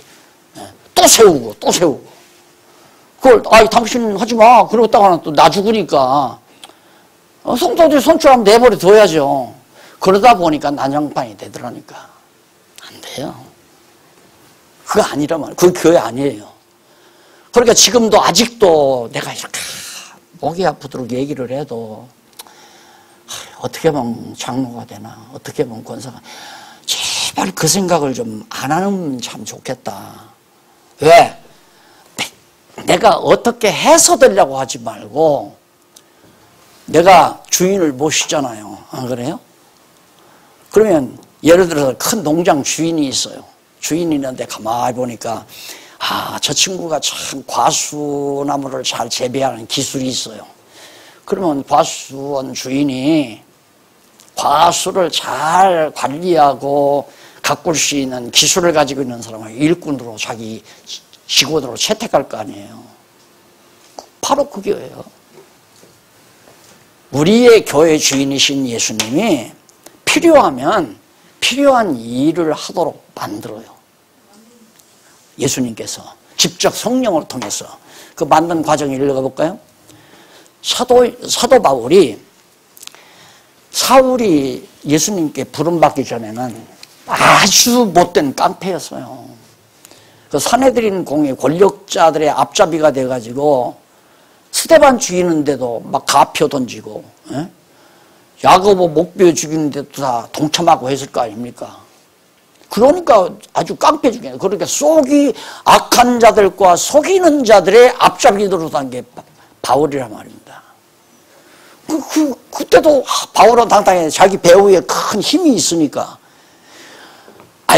엄장로님이 이렇게 어깨에 이렇게 하고 다니는 건 나 때문에 다니는 거 아니에요. 나 올라봉 때문에. 내가 주먹이 세니까. 형님, 저놈 때문에 괴롭습니다. 걱정하지 마. 내가 해치울게. 그러니까 남장로님이, 당신도 주먹 세지만 당신이 감당할 수 없는데 나타나면 내가 있으니까 당당하게 당신 하듯이 똑같은 거란 말입니다. 똑같은 거. 이게 바울도 사울이 뭐 지가 힘이 있어서 그러나요? 배후에 사내들인 공이라고 하는 아주 대단한 권력자들이 배후를 치고 있으니까, 배수진을 치고 있으니까 그것 믿고 당당하게 다메섹으로 가던 때예요. 지가 사도 되려고. 난 사울이 내가 이방인의 사도가 되어야겠다 한 번도 그런 생각 한 적이 없더라고요. 성경에 보니까. 그런데 하나님께서 부르잖아요. 예수님께서. 왜? 이방인의 사도로 이미 태중에서부터 하나님이 정해놓았어요. 사울아, 사울아. 주의 니시옵니까? 나는 내가 핍박하는 예수다. 의인입니까? 너 왜 그렇게 날 괴롭히느냐 임마. 너 이제부터 나를 위해서 얼마나 고난을 받아야 할지 당장 눈이 멀어버리잖아요. 그래서 거기서 회개해요. 그래서 사도가 되는 거예요. 목사도 그렇게 되는 거고 그런 식으로 내 의지대로 되는 게 아니라 하나님께서 성령의 감동을 통하여 하게 만드는데 참 기가 막히죠. 딱 사도가 돼서 복음을 깨닫고 나니까 안디옥에서 좀 와달라고 그러잖아요. 그러니까 안디옥 가서 한 1년이나 돼가지고 성경 가르치고 있었어요. 그러니까 안디옥 사람들이 여기만 있지 말고 저기 아세아 쪽으로 가라 해서 아세아 전도 나서잖아요. 아세아 전도 나서다가 바울이 계속해서 아세아에서 전도를 하려고 그랬어요. 마음대로 안 돼요. 밤에 딱 성령께서 막아요. 너 아세아 가지 말라. 막고는 밤에 저 바다 건너에서 어느 여인이 손짓하는 환상을 봐요. 저 바다 건너에서 나로 하여금 바다 건너에 가서 말씀을 전하라는 하나님의 뜻이로구나 하고 배 타고 간 것이 빌립보 아니에요. 빌립보서. 가보니까 뭐 모래사장이 조그만 거 하나 있어요. 거기 이제 가서 뭐 아무도 없으니까 아는 사람이 없으니까 그냥 산책하러 나가가지고 있는데 보니까 새벽에 바울이 이제 거기 이제 기도하러 갔고 새벽에 보니까 여인들도 이제 거기 나왔다가 바울을 만나게 되죠. 대여섯 명 만나서 모래사장에 둘러앉아가지고 바울이 예수가 그리스도라고 가리키니까 그 가운데 딱 하나가 됐잖아요.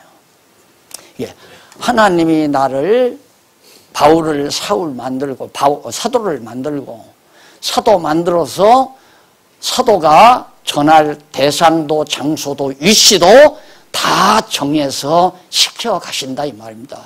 그런데 왜 목사가 장로해라 권사해라 박사해라 집사해라 하고 그렇게 권력을 부리느냐 이 말이죠. 말도 안 되는 얘기예요. 그러니까 또 한 번 강조 드릴게요. 그냥 사세요. 그냥 성경 말씀 계속 주님의 말씀 듣고 농장 주인으로 하나님께서 택했으면 하나님께서 농장 주인이 일꾼으로 택했으면 봄철에 나무가지가 뻗어나가기 전에 부를 거 아니에요. 아무개야 부르셨습니까? 너 오늘부터는 가서 사과나무 전지를 좀 하거라. 그게 원칙 아니에요? 그러면 하시라 이 말이에요. 그런데 행정적으로 정치적으로 정치활동해가지고 자기가 총회장이 되고 노회장이 되고 예를 들면 큰 교회 한 5,000명 모이는 교회가 있다. 그러면 그 교회 목사가 한 2, 3년 있으면 은퇴를 해요. 예를 들면. 그래, 얼마나 한 5,000명 교회 거기 부임한다는 건 장관짜리가 무섭단 말입니다. 그러니까 벌써 운동을 해요. 3년 후에쯤은 틀림없이 은퇴를 할 건데 저 교회에서 후임자를 요청할 거다.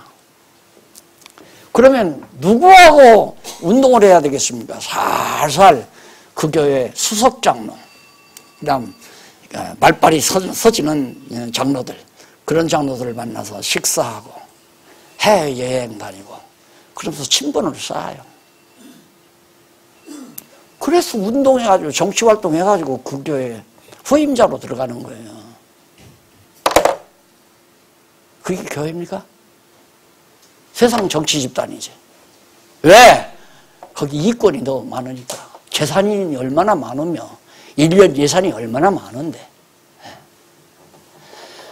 아니라니까요. 10번 얘기해도 교회 아니에요. 주님의 교회가 아니에요. 목사의 교회는 되고 노회장의 교회는 되지만은 주님의 교회는 머리 대신 주님의 교회가 아니란 말입니다. 그래서 당연히 하나님께서 나를 무장시킬 때는 예를 들어 하나님께서 나에게 은사를 주잖아요. 예를 들면 아까 일꾼으로 맞은다면 자기가 살면서 가수 가꾸는 기술, 전지 기술을 배워요. 그게 은사예요. 그 전지 기술을 배웠다는 건 언젠가는 일꾼으로 부름받는다는 얘기 아니에요.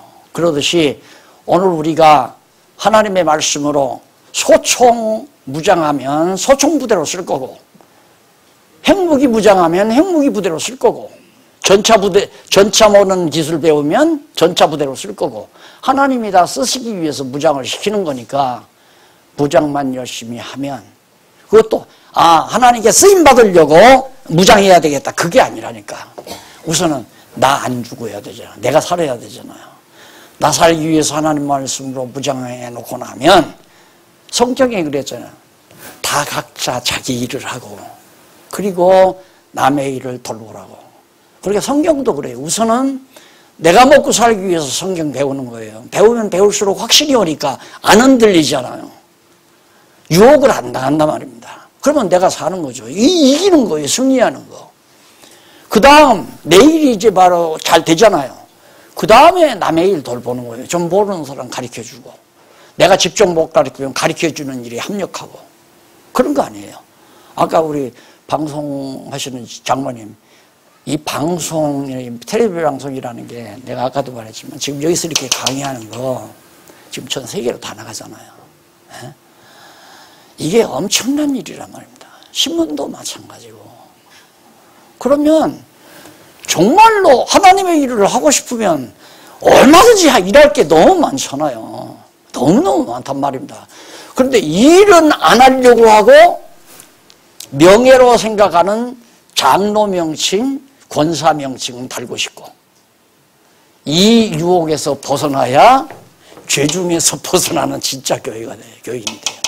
그 유혹받지 말아요. 장로 아니면 어때요? 나는 아예 노골적으로 이제 목사 빼더라고. 내 이름 써놓고. 박용기. 봐요. 목사 없잖아요. 박용기 원로. 이 원로란 말이 듣기 좋게 원로지, 우리말로 순수한 말은 늙은이란 말이에요. 박용기 늙은이. 기분 나빠해요? 안 기분 나쁘잖아요. 그걸 왜 달라고 그래요, 그걸? 장로명칭, 권사명칭을 뭐 때문에 달려고 그래요? 일하면 되는 거. 일을 하면 당연히 권사가 되고 장로가 되죠. 일도 안 하면서 하려고 하는 건 뭔가 이 세속적인 것에 빠져들어가는 거예요. 그 명예인 줄 알고. 그래서 또 교회는 그걸로 잘 속이잖아요. 속이는 게 뭐냐면, 저 가정은 교회에 나온 데는 참 오래돼요. 근데 돈이 없으니까 교회 봉사를 많이 못해요. 그냥 맨날 서리 집사야. 이 말 하다 보니까 우리 교회 아무개 생각이 나는구만. 항상. 그러면 그런 사람을 이제 목사가 어떻게 하느냐. 세상 떴어요? 그럼 목사가 그걸 한 단계 올려줘요.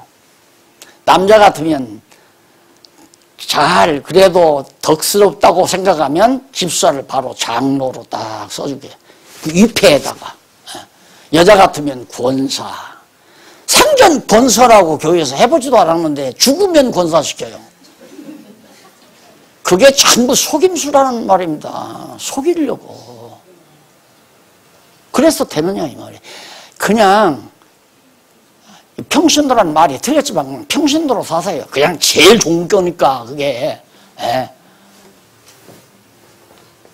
평신도로 살면 남 속일 것도 없고 속이지도 않고 그러고 살 거 아니에요. 목사가 되면 속이는 자가 될 위험성이 참 많아요. 나도 해봤지만 성경을 강의하다가 한참 건축이 올라갈 때 되면 건물이 올라갈 때 되면 뭐 위원장이 뭐 돈 모자란다 하면 마치고라도 광고 시간에 다 일에 같이 협력을 하면 불만이 없지만 협력을 안 하면 일이 잘 될 때마다 속이 상합니다. 그 말이 뭔 얘기냐면 내 입장에서는 돈 내라 그 말이에요. 빠지지 말고 돈 다 내라. 진짜 영리한 사람이 그걸 알아들었더라니까. 목사님이 실망했다 이거예요. 한 달에 30만 원짜리가 나가버렸잖아. 한 달에 30만 원씩 내던 분이 나가버렸어요. 왜? 나한테 직접 그러더라고요. 목사님 그런 얘기했는데 실망했다고. 어쩔 수 없는 거예요. 목사가 기존 교회의 형태로 목사가 책임을 지고 있으면 자기도 모르게 그렇게 나가는 거라니까. 그러니까 내가 목사 그만둔다고 했고, 바로 소장 자리도 마찬가지예요. 소장 자리도. 소장을 행정적으로 맡다 보니까 자꾸 이제 막 소장인 척 뭘 자꾸 이랬으면 하고 간섭하는 것처럼 보이니까 싫어하잖아요. 근데 나 안 한다고 그랬죠. 그래서 죽어도 안 해요, 난. 그래, 행정적으로, 그러니까 정치적인 행정 조직에 의해서는 안 한다. 그러니까 여기도, 목사님, 성경신학 학술원 자문이니까 이번에 강의하십시오. 그러면 나 안 해요. 그 행정적으로 시키면 안 한다, 이 말입니다. 그냥 내가 하고 싶은 소원이 있으니까 하는 거지. 그렇게 자유롭잖아요. 예, 자유로워. 아주 자유로워요. 해도 되고 안 해도 되고. 하기 싫으면 안 하면 되죠. 지금 내가 11시까지 한다고 했는데 지금 5분 넘었잖아요. 하고 싶으니까 5분 남기잖아요. 예. 얼마나 자유스러워요. 자, 이제 교회 알았죠? 이 확신 가지고 사시라 이 말입니다.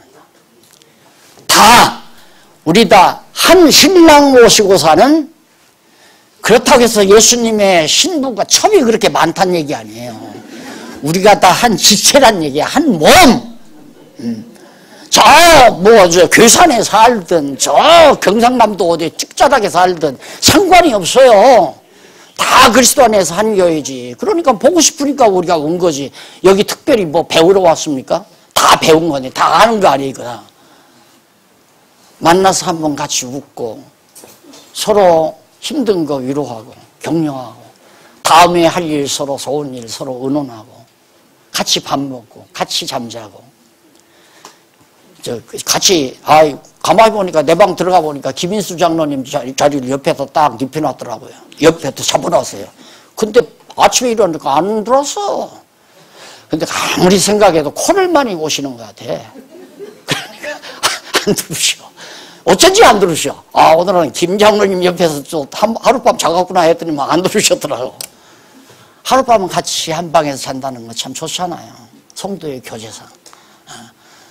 바쁘기도 하고 뭐 여러 가지 경비도 들지만 그래도 1년에 몇 차례 정도는 우리가 믿는 것과 하는 것으로 하나 돼서 그것을 성령이 그런 식으로 하나 되게 만들어요. 지금 각 가정마다 각 교회마다 성령이 진짜 교수님으로 주임 교수로 총장한 예수 그리스도가 교회 총장이시고 성령이 주임 교수고 우리들은 조교고, 그러니까 주임 교수가 다 알려준 진리를 우리는 학생들에게 제자들에게 전달하는 일, 그게 조교들이 하는 일 아니에요. 그러면서 우리 하나님께서 지금 우리를 통해서 이 진리 싸움, 선한 싸움 해가는 거, 지금 오늘 또 이렇게 보고하는 거 여러분 들으셔야겠지만 상상외의 일들이 지금 많이 번져갑니다. 우리 지금 교재만 해도 다 이제 곧 머지않아서 영어판 예정론이 나와요. 계획한 일도 없고 누구를 시킨 일도 없어요. 그런데 카나다에 계신 그 정 박사님이 기독교 성경적 기독교 번역을 하시고 나서 예정론 또 와갔다고 그래요. 예정론 거의 번역했는데 서부를 하나 기독교 교회 개혁론을 보냈거든요. 읽어보고 이거 너무 좋다고 이거 번역 또 왔나요? 지금 그거 번역하고 있을 거예요. 누가 시켜서 하는 게 아니라 하면 돼요. 그냥 각자 하나님이 주신 은사 따라 내가 하나님께서는 나한테 뭐하라고 무슨 은사를 줬는가 그거 생각하고 그냥 그거 하며 사세요. 그러다 보면 장로로 영입도 하고 권사로 영입도 하고 그렇게 해서 영입하는 것이 이 모임을 통해서 당신은 보니까 정말 권사다. 우리 같이 동역자로 우리 영입한다. 그래서 받아들이는 게 소위 안수식이라는 거 아닙니까? 안수식이 아니에요. 사실은 바울이 로마서 마지막 부분에서 이 아세아와 마게도냐와 길리기아 지방에 있는 그런 모든 성도들, 열매 맺은 성도들을 로마에 다 마지막 장에서 소개를 해요. 뭐라고 소개하냐면 영접해드리라고. 그걸 문안하라는 얘기로 다 번역을 했거든요. 근데 문안하라는 원문을 보면 영접하라, 포옹하라, 안아드리라 그런 뜻 다 있다 이 말입니다. 그러니까 형제로, 같은 동역자로 아니면 같은 지체로 영접하고 받아들여라. 그게 문안하라는 얘기란 말입니다. 그러니까 우리가 천리밖에 떨어지면 어때요? 만리밖에 떨어져도 상관없죠. 그러니까 우리 지금 현재 교회는 성령이 우리를 통해 우리에게 교통하도록 역사하시니까 그러니까 고린도전서 13장 13절에는 성령의 교통하심이 너희 우리에게 영원히 있을지어다 그러잖아요. 그러면 한 성령이에요. 성령은 한 분이에요. 그리스도의 영. 그 영이 내 안에도 있기 위해서 믿는 것과 아는 것이 같아지도록 역사하고 장로님들 안에도 그렇게 역사하고 미국에 있는 성도에게도 그렇게 역사하고 캐나다에 있는 정박사에게도 그렇게 역사하고 그러면 우리가 얼굴을 못 본 사람도 있잖아요. 그러나 성령의 교통하심은 늘 있어서 서로 보고 싶고 언젠가는 만나고 싶고 그러면 여러분들이 캐나다 여행 갔을 때 한번 전화라도 해서 같이 식사라도 나누고 싶고 그게 한 교회지 뭐. 매 주일마다 뭐 율법 안식일 지키는 것처럼 매 주일마다 가야 되고 이게 전부 다 속임수였단 말입니다. 그래서 교회의 본질, 오늘 우리의 교회 본질, 신령한 교회다. 그렇기 때문에 인간이 다스리지 않는다. 꼭 예수 그리스도께서 성령을 통해 성경으로 예수 그리스도가 완전히 총장이시고 성령은 주임 교수님이시고 교제는 성경이고 성경에서 강론은 총선은 뭐냐? 사도행전에 보면 바울이 성경을 뜻을 풀어 가르치더라 그 말이에요. 그 강론이. 강론이란 뭐냐? 성경의 뜻이 무엇인지를 풀어서 가르치는 걸 강론이라고 그래요. 그러면 여러분들이 지금 교재로 쓰고 있는 강론집이라고 하는 건 의미 분석, 뜻을 중심으로 분석해 놓은 개론에 의해서 성경의 뜻을 풀어서 다 써놓은 거 아니에요. 그러니까 그거 강론집이라 이 말이에요. 그러니까 예수님께서 성령으로 성경을 통해 우리에게 똑같이 알게 하고 믿게 하고 그러니까 아는 것과 믿는 것이 하나 되게 하는 것이 성령의 하나 되게 하시는 역사예요.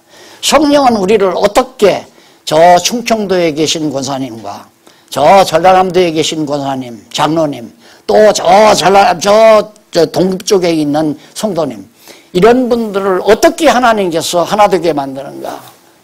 교회 머리 되신 그리스도가 잊지 마세요. 성령으로 당신의 영을 보내서 성령을 보내서 성경 말씀을 통해 믿는 것과 아는 것으로 하나 되게 해서 바로 우리로 하여금 주님의 몸을 이루게 하나 돼야 예수님의 신부가 되죠. 예수님이 아내를 둘, 셋 얻을 수가 없잖아요. 그러니까 우리는 하나가 돼야 돼요. 그걸 누가 하면 성령이 하시는 거란 말입니다. 뭘로? 같이 믿고 같이 알고 똑같이 알고 똑같이 믿고 그러니까 아는 것과 믿는 것이 다르면 헤어질 수밖에 없는 거죠. 서로 달라지는 거예요. 그래서 이 정도 이제 말씀을 드렸으면 안 잊어버리고 제발 자꾸 아직도 이제 지방에서 약간 이제 문제가, 우리 교회는 뭐 어떻게 안 하나, 뭐 장로 안 세우나, 권사 안 세우나, 이런 얘기 나오니까 어떻게 세울 건가? 이것 때문에 이제 걱정하는 교회들도 있는 것 같더라고요. 근데 걱정할 거 하나도 없어요. 이대로 가서 얘기를 하고 알려주고. 그러니까 왜 그러냐면 성령이 이렇게 가르쳐서 나로 하여금, 우리로 하여금 어떻게 해야 되겠다고 하는 은사 따라 소원을 주신다고 했잖아요. 그 소원대로 삶을 사는 걸 보고 우리들은 영접하는 거예요. 당신 우리 동역자다. 여기가 지도자 협의야 이러네요. 그러니까 당신도 교회 여성들의 지도자다, 남성들의 지도자다. 남성의 지도자는 장로고 여성의 지도자는 권사란 말입니다. 그게 당신도 지도자다 하고 있으니까 지도자로 영접하는 거지. 지도자로 우리가 지도자 협의회에서 지도자로 만들어서 지도자가 되게 하는 게 아니란 말입니다. 그 인간이 주가 되는 거죠. 인간이 머리가 되는 거고. 그게 뒤집으라니까요. 거꾸로 생각해요.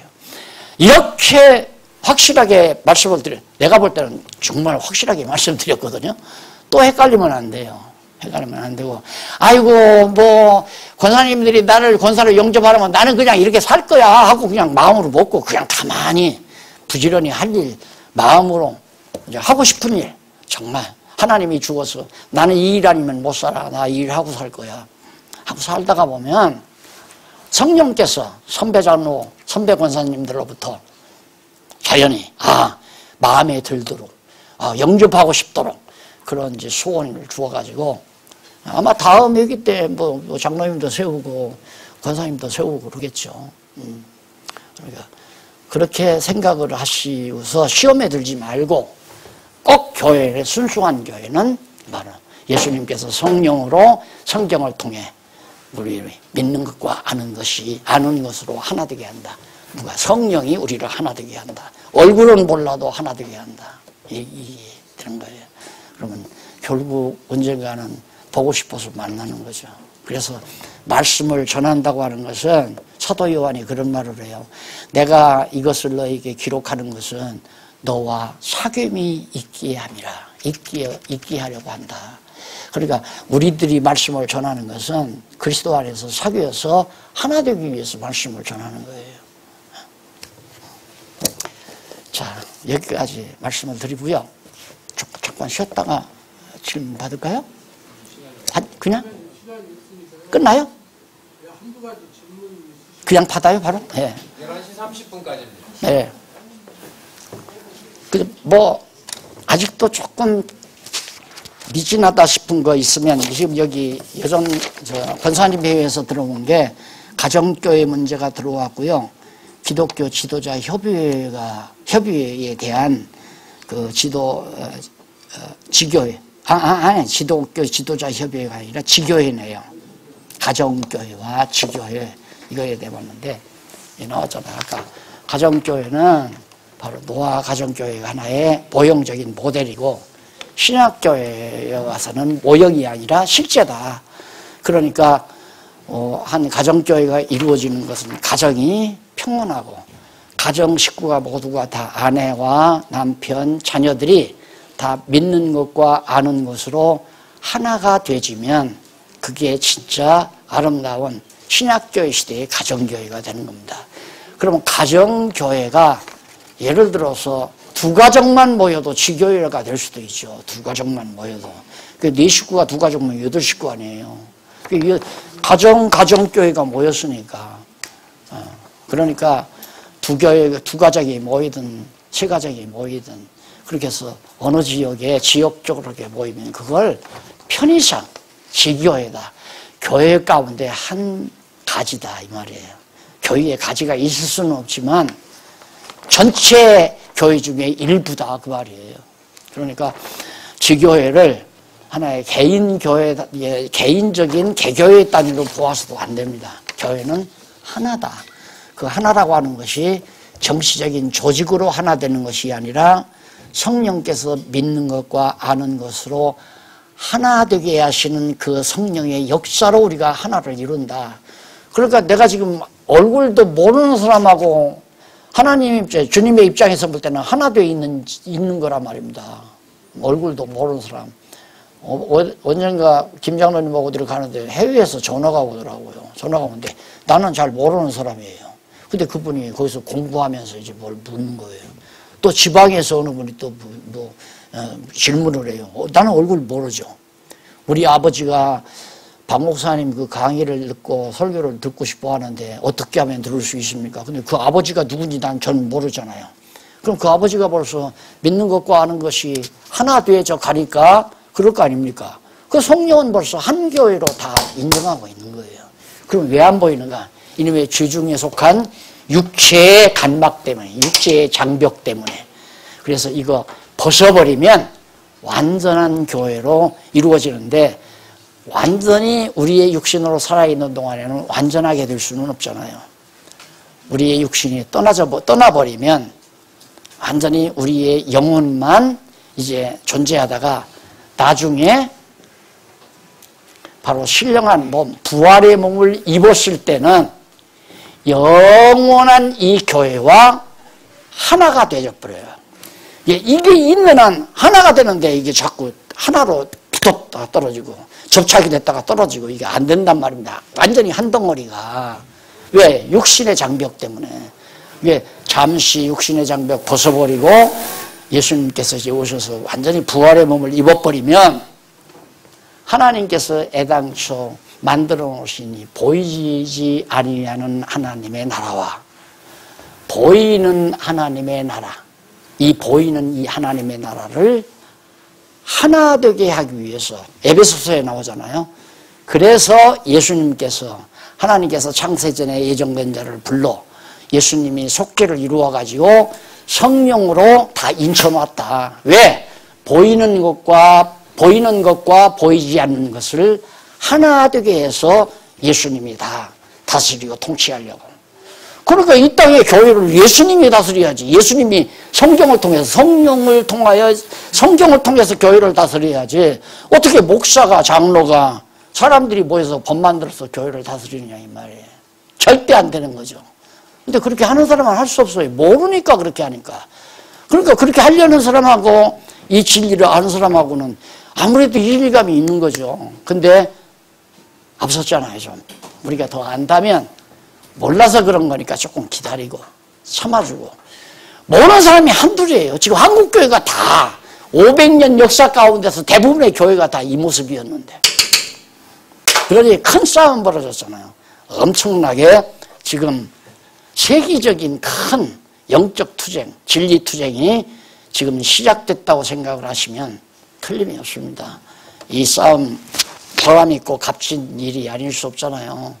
아까도 말했지만 유클립이 그 세 가지 이런 것도 아니야. 그냥 하도 교황이 주책 부리니까 교황이 어떻게 교회 머리냐. 예수가 머리지. 그리고 어떻게 인간이 법을 만들어 교회 다스리느냐. 성경이 법이지. 그리고 어떻게 교황이 교원시키고 안 시키고 그러느냐. 구원받은 자들이 모인 곳이 교회지. 이 말해가지고 뼈까지 다 불태워버렸잖아요. 근데 우리는 그런 사람도 없는데 못할 게 뭐 있어요. 많고 하자. 내 그 책을 읽으면서 눈을 조용히 감고 숨지는 날까지 그냥 시컷 할 얘기하며 살자. 하고 싶은 말 시컷. 바른 말, 옳은 말, 올바른 진리 시컷. 이게 전쟁이에요. 그게. 총을 쏘세요. 신문 한 장 도는 게 신문 한 장 전달하는 것도 총 쏘는 거예요. 전쟁에 나가서. 자, 그리고 방송사 이 안내지 있잖아요. 명함 같은 거. 사이트. 어디에 들어가 보라. 이 사이트 다 소개하는 이 명함 같은 그런 안내. 그거 한 장, 예를 들어 어디 가다가 버스에 같이 앉아. 이거 한 장 받아보세요. 여기 한번 언제 시간 나시면 보시면 아마 좋은 소식을 들으실 거예요. 하면 가지고 갔다가 버리는 사람도 있고 어떤 사람은 넣고 갔다가 드는 사람도 있고. 어느 고사님은 그러더라고요. 누구 만나서 사이트를 소개해 줬더니만 사이트 받고는 바로 6개월 동안의 강의를 다 들었다고 그러더래요. 다 듣고는 다른 사람한테 말을 하니까 다른 사람 들은 사람들이 로마서를 뭐 3번을 듣고 4번을 들었다고 그래서 그렇게 공부하지 말고 차근차근 하라고 읽어줬다고 하더라고요. 그게 숨소니까 죽잖아요. 육체의 소욕은 죽고 하나님의 나라는 지금 살아가고. 그것이 전쟁이니까 가만히 있으면서 아이고 저 인간한테 내가 얘기해봤댔자 듣지도 않을 거고 그냥 나나 알고 지내자. 이게 되게 우리의 태도인 것 같아요. 쏘세요. 신문도 돌리고 방송 사이트도 알려주고 때로는 교재도 좀 전달을 하고 이렇게 해서 지금 계속 이제 그런 상황으로 어느 지방의 어느 교회는 아야 전 교인을 그런 식으로 우리 총 서가지고 공부를 시작해. 아까 장로님 그러잖아요. 이상한 일들이 지금 벌어져요. 상상하지 못했던 일들이. 그러니까 승리가 보장된 전쟁에 정말 무군으로 하나님께서 부르셨다는 자부심을 갖고 우리가 임하는 것은 대단히 복받은 일이라고 우리가 생각을 합니다. 자, 그러면 가정교회하고 지교의 문제가 아마 그 교회 직분 세우는 일 때문에 아마 지교의 문제가 얘기되지 않나 그런 생각이 드는데 대부분 다 얘기를 했고 분반 공부라고 하는 것은 그래요. 가만히 보면 권사님들이나 장로님들은 그런 거 살피는 거죠. 저 사람은 아직 예를 들어서 초보도 아닌데 이제 입문도 교회 입문도 공부도 안 했는데 벌써 요한계시록 가고 설치되면 조용히 붙들고 그 방법은 시간을 많이 낭비하는 거니까 공부하는 방법을 일러줘가지고 예를 들어 그 사람 입장에서 이제 교회 입문 신입부 정도 되는 것 같으면 신입부 교육을 하고 있는 그룹이 있으면 거기다 소개를 해주고 안 그러면 장로님이 직접 신입부 교육을 한 번 드리고라도 해야 돼요. 교재에 있겠다 그거 못할 거예요. 한번 읽어보세요. 쭉 읽게 하고 설명해주고 읽게 하고 설명해주고 한 사람도 된단 말입니다. 근데 여자는 한 사람 안 된다고 그랬잖아요. 왜? 잘못하면 큰 오해를 불러일으켜서 우매한 소리를 들을 수 있으니까. 그러니까 남자는 한 사람도 되지만 여자는 두 사람. 근데 어느 고사님은 한 사람 데리고 꼭 지금 몇 달치 하는 걸 내가 봤어요. 그랬더니 또 공부하고는 자기도 가서 전한다는데 제자가 더 많은 거야. 그렇게 제자의 제자는 여러 사람인데 선생의 제자는 한 사람이야. 한 사람 놓고 가르치는 거야. 얼마나 좋아요. 얼마나. 그러니까 제가 이제 생각하는 내 느낌이 와지는 앞으로의 모습은 그거죠. 하나가 들으면 또 가서 둘, 셋, 다단계 마냥. 그 마귀들이 방법은 잘 택한다니까. 이 성경교육도 다단계식으로 듣고 가만 놔두지 말고 전하고 그 사람이 또 듣고 전하고 바울이 그랬잖아요. 신실한 사람들에게 전해라. 그리하면 그가 또 다른 사람을 가르치리라. 그것이 어디 목사만 가르쳐야 나는 신학교 나왔으니 죽는 날까지 나만 선생이다. 나한테만 배워라. 이게 지금 기존 체제라 말입니다. 그래 놓고는 지어놓고는 그냥 계속 숫자가 많으면 그만큼 성공한 거고 숫자가 적으면 혜택이 적으니까 성공 못한 거고 그게 오늘날 기존 교회 모습이란 말입니다. 근데 그렇게 된 거에 대한 분개보다는 아까 내가 막 속에서 열이 타니까 한번 했는데 속에 그런 분운이 일어나는 것보다 옳은 것에 대한 집념을 강하게 갖게 하는 것 그것이 내 마음대로 안 되잖아요. 이것에 대한 확신이 오면 아닌 것에 대한 분노 아닌 것에 대한 분노보다는 옳은 것에 대한 집념이 강해져요. 그래서 우리 할 일 우리 하게 되면 죽일 자는 죽이고 살릴 자는 살아나고 그러면서 하나님께서 다 우리와 함께 대장 되시는 그리스도가 싸워 나가시니까 힘을 가지고 동참하는 삶을 살게 하시려고 하나님이 오늘 이런 모임도 우리에게 해 주시는 걸로 그렇게 이해를 합니다.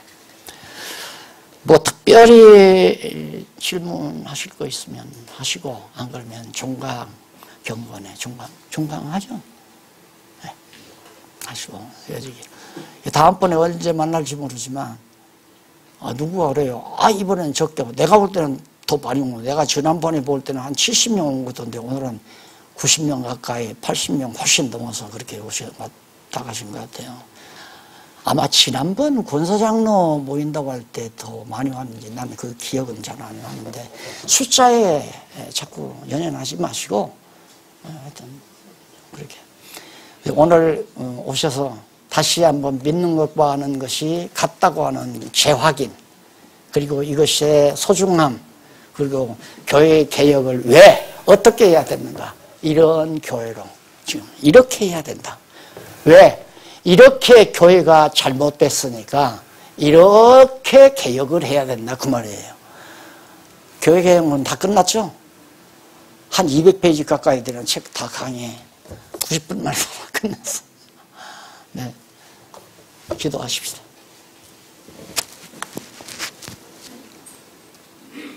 살아계신 하나님 아버지,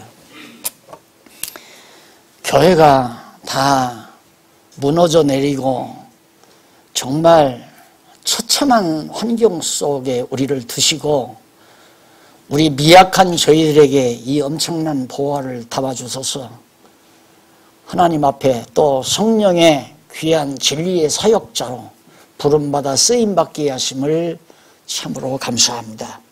하나님 아버지, 육체의 소욕에 얽매이지 말게 하시고 성령이 아는 것과 믿는 것으로 하나 되게 하신 것을 힘써 지켜나가는 슬기롭고 지혜로운 종들 되도록 인도하셔서 사랑하는 종들의 가정과 모든 교회 위에 주의 평강과 성령의 인도하심, 교통하심이 함께해 주시옵시기를 예수님의 이름으로 기도드립니다. 아멘. 감사합니다.